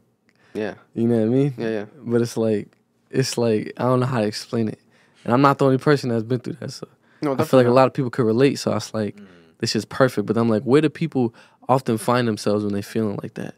They outside. So I'm like, I gotta make this outside. I gotta find a way to get this playable, like in a function setting, like in a setting where like, feel me? Because most of the time when people make a dance song, like they're going for like a uplifting vibe. Yeah. All these songs is kind of dark, feel me? Yeah. Except for Best Me, but most of them are kind of like where's he going with this? So like, I feel like I don't know, bro. I just captivated that feeling. I agree. Like that. Like all those songs hold that same. They make me feel the same feeling, all 6 of them. Yeah. Like, you know what I mean? Oh yeah. I don't know how to explain it. No, it has that. It has that like the dark, like he definitely is going through some shit or went through some shit, and it's like an actual real life experience. There's a theme with it. Yeah. You know, it's not just a bunch of random songs. There's a theme here. You know, and the theme is already there in the sound, so he could talk about anything he wants with that sound. Because like, oh, Jersey Club, but then you add the actual theme behind another theme, so it's all Jersey Club, and it's all tied into like, you know, heartbreak type shit, realization of like, oh, now I'm better without you. You know, I'm going through this, and man, you see it in all the songs, bro. Yeah. And the biggest one right now, Best for Me. That is like in the city, you hear it in the clubs. Like when it comes to local songs right now in the city, it's like the hottest song in the club when it comes to Rhode Island artists. If we're being honest. I'm not gonna lie, like when that song comes on at the club, like people don't even know it's me. Like most people who know me know it's me, but even like people I've never met, like I'm just looking around the club and I'm just like feeling the vibe, and I'm like, bro, there's people on the other side of the club loving this song. They don't even know whose song it is. They've never heard it. They just love it because it's like, it's a vibe. It's crazy, bro. Like, I've never been more like proud of, like, honestly to say, because I'm really proud of how it came out. Like, came out perfect. And there's one thing I can say. No project I've ever put out is perfect. But I feel like that one came out perfect. Yeah, a lot of people have been saying that. Like when I talk to them, they say that this is your best project. You know, like by a landslide, especially because it's shorter, so it's easier to judge with less songs. But then there's no fillers at all, no skips at all, just straight to it, and it's like a perfecting of that sound of the Jersey Club, back to back to back to back, and it's still different in each song. There's a difference in each song. So then talk about to people, because for those who don't know, like I said again, he produces his music, especially this project. There's been a lot of times where he uses another person's production. He's open to that. But talk about the idea of you being a rapper that raps but also produces. What made you want to do that? Like, were you tired of just waiting on producers' responses, or did you feel like you can only get your sound that you had? Was it a way for you to save money? Like, what was the actual strategy behind that mindset? So honestly, like, I made beats because I was like, why not? You know what I mean? I started out like recording myself, engineering myself. So I knew how to record, I knew how to mix, I knew how to master. But I didn't know how to produce. So I'm like, yo, I'm missing. Like, this is one key component that I don't have is like, I need to know how to make beats. Yeah. So I was just playing around with it. A lot of the beats I made early on, they weren't good at all, honestly. But that thing you said, like, that sound, like, I know exactly what I want. I'll go through 100 beats in my email, and it'll be like, yo, this one's about to be the one. And then he puts the drums in this awkward pattern that I can't rap on, or it's just like the timing, or he used the wrong drum and it sounds bad. Like, if I just had this melody, or if I could just separate the components of this beat, I could have made it perfect. Yeah. So I just stopped wasting my time. I was really like, let me just figure out how to do this. So, like, I'll know off the rip. It's like, I got a lot of people who hit me up because they love my beats, and they're like, yo, send me beats. But the truth is, like, I don't make beats and tuck them, you know what I mean? Like, in the moment. I make beats for the moment. So if I don't end up using the beat to make a song that very moment, I probably will throw it out. It'll probably be a hit. It'll probably be a crazy beat for somebody else that would love it. But the truth is, if it's not for me, I won't make it. I'll just trash it. I'll be like, nah, let's make another one. I'm already getting sick of it. I'm sick of hearing it. Let's make another one. So, like, I already know it's perfect for me. You know what I mean? And what do you use? What program do you use to make beats? FL Studio. So I use Logic Pro to record. I use FL Studio for the beats. And then I do all my music on Logic, but when it comes to beats and all that good stuff, it's like FL's way better for all that stuff. So I stick with FL. And all the tutorials you see is in FL. I don't even like making beats in Logic. It's messy. Yeah. Nah. But yeah, bro, it's like, I know what I want. I know nobody knows me better than me. So I always make beats that sound perfect for me. Facts. And when it comes to you knowing you better than you on a personal level, talk to the people about, something that we both relate to in fatherhood. How has fatherhood been with you? We both have children, 2-year-old children now. So it's a situation that definitely changed our lives. We damn near almost had them on the same day. But talk about that moment of, like, now you being a father and still being a rapper.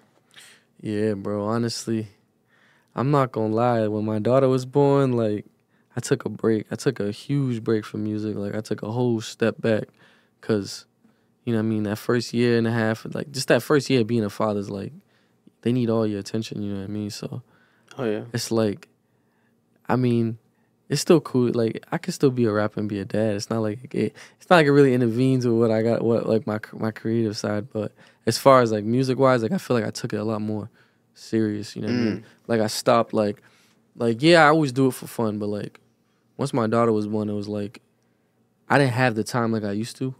So when I did lock in, like, I made sure like I went all in. You know what I mean? Like, I just, like, it's just a different. I approach it different now. Like, give it my all more than I did before. More was for fun. Oh, that sounds cool. Or, you know what I mean? But now I'm, like, taking it, like, full-fledged. Like, if it's not a hit, just close the laptop. Yeah. Like, that's how I've been. Like, I don't got time for this. I don't got time to play around with anymore. Like, I started taking it way more serious. And that's honestly the one change I could tell you is, like, it's like a different reality you live in now. Like, you got a person that depends on you. You got a future that you got to uphold. You got to make something of what you're doing. You can't just, it's not for fun no more. Like, this is, like, how it's going to feed me. How it's going to feed my family. Like, so that's the transition I say, like, just been on my shit, like, trying to get my shit perfect. Like, I'm not doing the games no more. You know what I mean? Yeah. No, 100%. And then I feel like something that definitely defines an artist is always their story. And something as a significant part of your story, I would always say, when you are a Swiftie fan and you see his post and you see the music that he either, especially back in the day, would upload, delete, especially songs that you'd be like, oh, where did the song go? He'll post it and it'll randomly disappear. But then a lot of stuff would be, and there's still stuff, especially out right now, that song that you had recently dedicated up to her, but it was always tied to your mother. You've always had a story that was very unique to a lot of other people because you lost your mother at a young age. Talk about that, if you can, real quick, and how it kind of has impacted your art, because I feel like it does. Like, no matter what, like, you either put it into your art or through your posts, you can see it kind of impacts maybe your mindset for certain days, your moods, and it can maybe, make you creative in a different way that you might not even expect it. So talk about that mindset and, you know, your mother's passing and the impact it's had on your career. Yeah, honestly, some of my best songs like I've ever made are about my mom. So when I think about it, like, this is the thing, bro. Like, certain songs, like, I just know, like, I'm tapping into something that's, like, deeper than, like stuff I'll ever talk about in real life. So, like, and I be making, like, certain songs, and they be getting me, like, emotional. Like, every time I hear it, I get emotional. Oh, yeah. And that's how I know I hit it on the head, like, hit the nail on the head. It's like, this is exactly how I feel. And it's like, I don't even know how I turn this into a song, you know what I'm saying? Like, you could ask me how I feel, I couldn't tell you. But if I made a song and it's exactly how I feel, like, I'm over here crying every time I hear certain songs, like, pouring my all into, like, you know what I'm saying? Like, the lyrics, like, it be deeper than it really be on the surface. Like, it'd be like, damn, how did I manage to get this out? Like, get in that mode and, like, not necessarily, like, the mindset, but, like not being sad, but just, like, tapping in to that feeling, like, that I feel all the time, but I can never explain it. So, like, her passing was, like, honestly shaped me in so many different ways, like, as far as, like, the way I move, like, my focus, like the way I handle, like, situations in my life when it comes to, like, playing around with my time and my priorities, like, you know what I mean? Like, that shit just shaped me to a whole different person. Like, I had to grow up quick, so when it comes to, like, music, bro, I don't know how I incorporate it into my music, but when I do, I know I'm doing something special because it's like, I don't know. It feels organic. It's not It fake. feels like, it's not yeah, like, rushed. none of it's like, yeah, like, and that's the thing. Like, when it comes to those type of songs, I can't make those every day. You know what I mean? Yeah, yeah. I can't make that whenever I want. It's like, it comes to you. It's like a feeling like, Maybe it's her. Maybe it's her, to be honest. you know Maybe what it's I mean? her coming to you. It's like spiritual, bro, because yeah. it be on some shit where it's like, where am I going right now? But like, I'm going somewhere and it's like perfect. Like, it always comes out like exactly how I want it. You know what I mean? I'll never look back and be like, damn, I wish I did that differently, because it's like, it's just all raw. You know what I mean? It's all real. It's all like genuine. So I'm trying to think of, like, this one time I made a song, right? I get chills just thinking about it. Like, I made this song called 100 Tears, right? I love that song. Song's crazy, bro. And it's like, I'm making the song and I just put my daughter to bed, you know what I'm saying? I'm thinking about it. I'm like, damn, my mother's never gonna meet my daughter. She's never gonna be able to see her, you know what I mean? So emotional, I'm getting mad, like, I'm getting sad. And that's the thing, when you lose a parent or you lose somebody like that, every achievement you make in your life, you're gonna miss them again, all over again. You graduate, you miss them again. 100%. You may get married, you're gonna miss them. You know what I'm saying? I'm thinking about when I get married, mother's not gonna be there. I'm gonna get emotional. Yeah. You know what I'm saying? So I'm making the song, I'm talking about how my mother didn't see my daughter and how she's never gonna be able to see her. But I'm gonna make sure she knows who she is, she don't forget who she is. We never forget who my mother was. And that same year, my grandmother died. My grandmother and my grandfather died of COVID a day apart. And when my daughter was born in the hospital, my grandmother couldn't go there because she was scared, you know what I mean, to get sick. Yeah. So she left me a voicemail. And she was like, I love you. She was like, I miss you. I want to see the baby. I wish Susie was here to see the baby. It's the only voicemail I have from my grandmother, because anytime she calls, I pick up. You know, one time I didn't pick up. So I'm like making a song.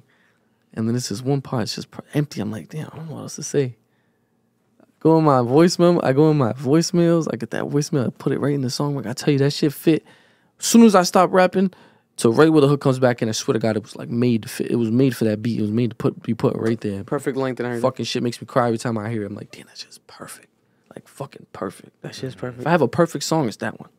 Swear to God, like, that voicemail was made for that beat, for that song, for that day, that moment. That song is crazy. You know what I'm saying? That's like a peak record right there. Like, That's just like Capulet. Like, yeah, it might not be my best song. It might be my biggest song. But the energy But with like, when you hear it, is like, what the fuck is that? this? It's one of them songs. It stands out right away. So, man, rest in peace to her, man. Yeah. Rest in peace to them. You know, that's a thing, man. You definitely have gone through a lot. And then when it comes to your ties now to, you know, Rhode Island, like, what is your perspective, like, looking at, you know, your career so far as a Rhode Island artist? Like, how do you see Swifty as a Rhode Island artist, Providence artist right now, and then maybe your goals to Province. come in the future? Because right now, you know, you don't have no plans to move to LA or nothing that I know of, right? You're gonna be here for maybe, you know, for a minute. So as a Rhode Island artist, what's been your perspective on the impact Swifty has had to the state, and then your goals for in the future? Honestly, bruh, I feel like when it comes to like the type of music I make, I don't hear it often. I'm not really surrounded by a lot of people that I feel like I can mend with. Like, not necessarily fit in with, but like, you know what I mean? Like, if I were to make a song with anybody, I would say from Rhode Island, I'd bring my own to the table. Like, yeah, it'd be like a thing. Like, that's how Swifty come. That's how you would expect him to come. Feel me? As far as my like how people perceive like what I do and what I feel like a lot of people like are fans of my music. They like my music a lot. I feel like when it comes to me, it's like I got a lot of replay value. So like I feel like, yeah, it might not be the most people, it might not be everybody, you know what I mean? But for the ones that do tap in, they come stuck. back. Yeah. Feel me? They like hooked, you know what I mean? And they like play it over and over and over. Like that's the type of thing that I see a lot. Like people telling me like, bro, I literally play this song every day, all day. Or I play it every time I get in the car.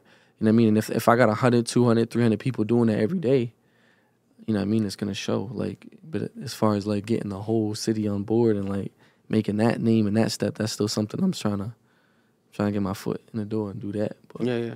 I mean, I genuinely feel like I got a lot to offer. And as far as like sonically, it's different.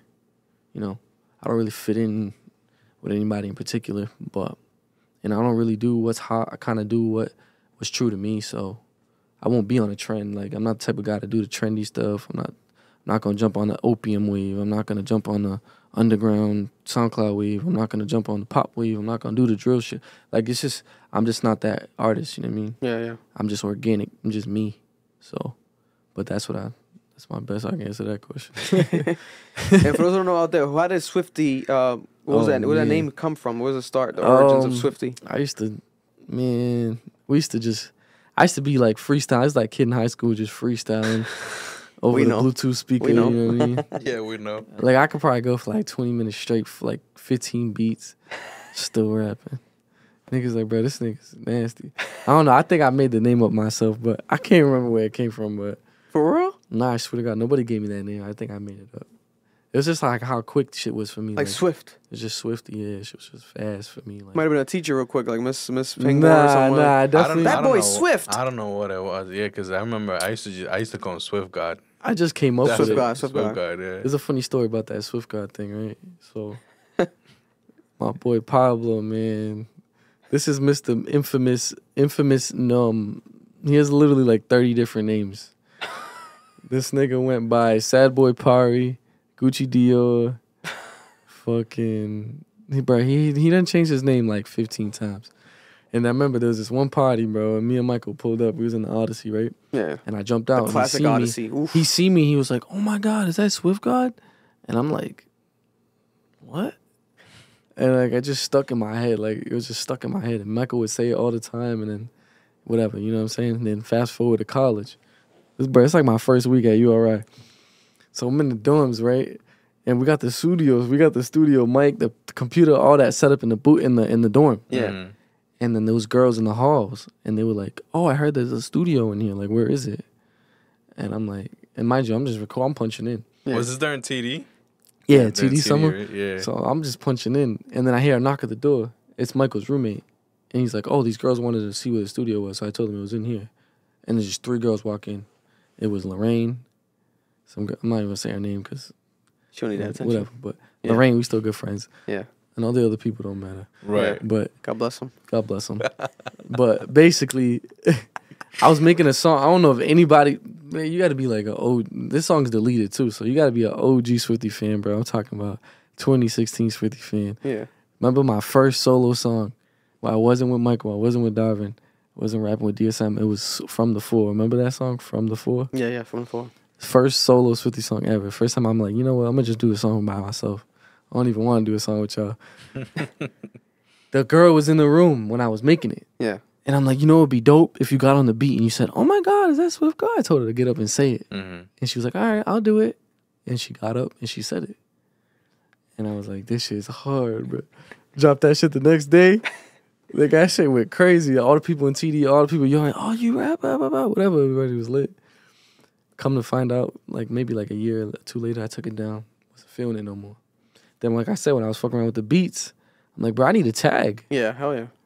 So, if anybody so really, it's like a Easter egg. Like that tag is like from the first Swifty song ever, which is crazy. That's crazy. Nobody knows that. And it wasn't even meant to be like, No. let me create a tag. It was just something that you did for like, to add to the song, and then now it lives on forever. I filtered it and everything. You like if you listen real close, you can has still like an echo. You can still hear the beat from the other song. It's like a little like whatever the beat was.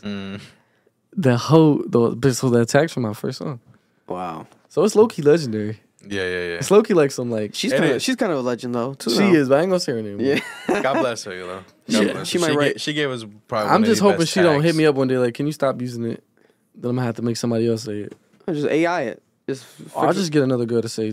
I'll say it for you, bro. Anybody. I'm my I'll say freaking it little for sister to say it. It don't even If matter. you get your daughter. My that'll daughter hard. be hard. Oh, that'd be hard, bro. Because I saw who recently there was a big one that has like their son or something say like a tag. I forgot who was it, but that always happens. There's people that have that. Like Joe Budden's podcast has like a drop with his son. Trippie Redd shit is Trippie always Redd. hard. I love what's it called? I love Trippie Redd. I love Trippie Redd. He said it was his he told us It was his a fan's nephew. Fan's nephew, some Hard. shit. So that's hard. That'll be hard though. One day your daughter doing that. Yeah, I'm gonna make a whole song with my daughter when she gets home. Oh yeah. So Man, so last words for everyone out there in Providence, Rhode Island, especially if they're an artist that wants to become a rapper and artist that is also a rapper producer like yourself. You know, someone out there watching, what's the words for them? Any words of advice, any key points that you want to maybe give them? Honestly, I feel like the biggest thing you could ever do for yourself is learn how to record yourself. Like learn the technical side of making music. Like yeah, it's cool to be a rapper. It's cool to fuck it. Some people don't even write their raps, or other people write it for them. That's cool, but know how to record, know how to punch in, know how to edit, mix, EQ. Like learn that stuff, because when you even if you're in the studio, it's gonna be useful. You're gonna be with an engineer. He's not gonna know what you're talking about because you don't know the terminology. You don't know the technicalities of what you're asking him to do. Yeah. He's like, oh, put it underwater. Like you mean put lower the higher frequencies? You know what I mean? Like you gotta really know what you're trying to say, so niggas can really create good and create the actual sound that you're trying to achieve. Now, if you can do it yourself, you're gonna save yourself money. Shit, you're gonna save yourself time. You could punch in you can make it 12 hours. It took me 12 hours to make Cyclone. I don't even like that song no more, but it took me 12 hours. Imagine I paid 12 hours of studio time for that song. I'd be broke. Oh, yeah. You feel me? Yeah. Broke. From 8 p.m. to 8 a.m. I swear, and I went to class 15 minutes after. I swear I did. Broke. So learn how to record yourself before you even think about making beats. Or some people learn how to make beats before they learn how to record themselves. Either way, learn it. Because all my friends, bro, I got 4 or 5 friends I can name right now. I taught them how to record. They all own their own studios. They bought their own equipment. They make their own beats. They do all that stuff. So and they're saving every cent. If I'm thinking, let's think about my Better Without You project. 6 songs, 6 beats. I ain't spend not $1 on beats. I ain't spend $1 on studio time, and I ain't spend $1 on. I ain't spend no money, free. Got a whole project for free. Every dollar is mine. Like you know what I'm saying? Why wouldn't you want that? Yeah. But it's not for everybody, bro. I mean, it takes a bit of like knowing yourself to know how to make beats. So like, hey, not if it was easy, everybody would do it. But that's one thing I can say. Yeah. At least do at least learn how to like Record the terminology part of like recording and shit. Hell yeah, man. Forget the beats. The beats is like when you want it, like really take it to the next level. But focus on the music part, like knowing how to work your own voice and know what's for you. You know what I mean? That's the key right there. Hell yeah. I say my people's thousands, bro. So much money, bro. It's not even funny. Bro, you saving crazy money, especially because like you gotta think about everything you have so much unreleased music that I imagine like and different types of beats and different types of like styles that. If I had to pay $100 for every if I got 200 unreleased songs and I want to drop them, I gotta pay $100 for each beat. That's 20 racks. Like so say I need 4 hours for each song. I got over 200 unreleased songs. What's that? $40, $45 an hour. What's that? $250 to make a song. 200 times. Who wants to pay that? That's crazy. If you think about every song I've ever released prior to Better Without You, I made with a $200 setup. That was the mic, the interface, and the headphones for $200. My setup now is thousands, bro, like $8,000 for my whole setup right now. Yeah, which is crazy. And I don't even got no music out with my new setup. You got the big boy joints. I'm still tucking all the hits I made on my new setup. Still haven't even put it out. Hasn't even touched. So if you think about everything that's out right now, if I were to tell you go listen to my music right now, that's all made with a $200 setup. Come on, bro. Years. So it's just keys right there. That's like dropping gems right there. Gems, bro. There we Easy. have it. You know, my favorite artist from Rhode Island right now, and for a while, it's probably gonna stay for a while, like the same. You know, Swifty in the building, stopping by, and you know, if you guys are interested in any information, any connection, you know, want to connect any business, etc., with Swifty, you know, give them your handle. What's your Instagram again? Instagram and Twitter, Little Swifty _. As far as like, I don't use Facebook, none of that stuff. SoundCloud, it's just Swifty with everything on the platform. All platforms is $Wifty. And what's your Twitch as well? Twitch, my Twitch is, it's weird. It's SWFTV. SWFTV. It's like Swift V. Swift V. But with no vowels. No vowels. Swifty with no vowels and no Y at the end. Because the other one was already taken, right? Probably. The Swifty. It's my gamer tag, bro. So I originally yeah. had that channel for Xbox and like streaming and shit. Yeah, yeah. Like games and shit. But I ended up using it for. But the other one's probably taken anyways. Like if you try to find it by now, like I could Swifty- probably switch it, but I could probably make a new one. But I already got like a good amount of traction on followers that. on there and stuff. So I think I'll just stick with it. Yeah. So make sure to check you them can out. rename it. Yeah. I think they give you like They one give one change renewal, a year. renewal, one renewal. Yeah, I I'll probably believe switch it up. So it's all the same. Yeah, but there we have it, man. You know, we love you guys. We appreciate you guys. Thank you for tuning in for another episode of Cap, episode 90. Swifty came through, did his thing, and like I said, extremely talented, especially when it comes to the production side of him making his own music. Has been one of the things that's been extremely impressive for me because, like I said, again, he was one of the people early on in my life, in my childhood, you know, or teenage years in high school, where he would discover so many unheard of new artists and new sounds and new songs that he would show me, and I was always impressed. I'm like, oh, bro, this shit's hard. I never heard what is hard, and we would always connect on that level. So I'm like, this guy sonically has a good ass ear, and that stood out for me before he started making music, and then he started making music, and I'm like, oh, this motherfucker already had a good ear. So now if he does his own music, this is gonna go crazy, right? And at first for so long, so many years using other people's beats, and now he's starting to use his own beats, getting better and better by the day. I think the sky is not even the limit; it's the view for his career. So we're just gonna start over here. Club Ambition, Swifty. You know, we are out. Providence to the world, Rhode Island to the world. See you next week. Put where the drugs at.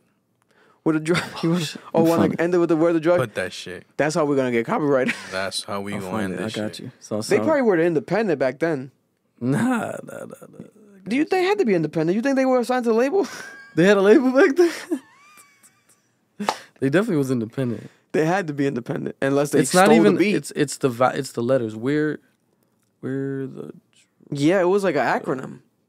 Oh my god. PBD.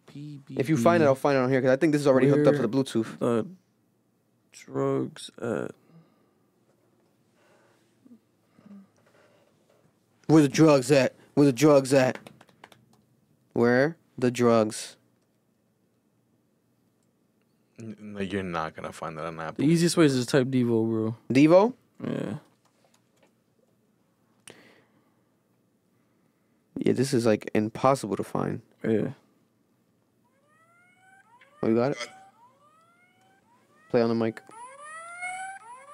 Classic for the city. Where the drugs at, nigga? Where the drugs at, nigga? Someone please tell me where the drugs at, nigga. My nigga, where the drugs at, nigga? Someone please tell me where the drugs at, nigga. My nigga, where the drugs at, nigga? Someone please tell me where the drugs at, Hold on, wait, ready? my nigga, where the drugs at, nigga? Someone please tell me where the drugs at, nigga. Like, where the fuck are the drugs at? Cause you know a youngin' need that. Someone tell me where the drugs at, where the drugs at, where the drugs at. And we out this bitch, yo. There goes.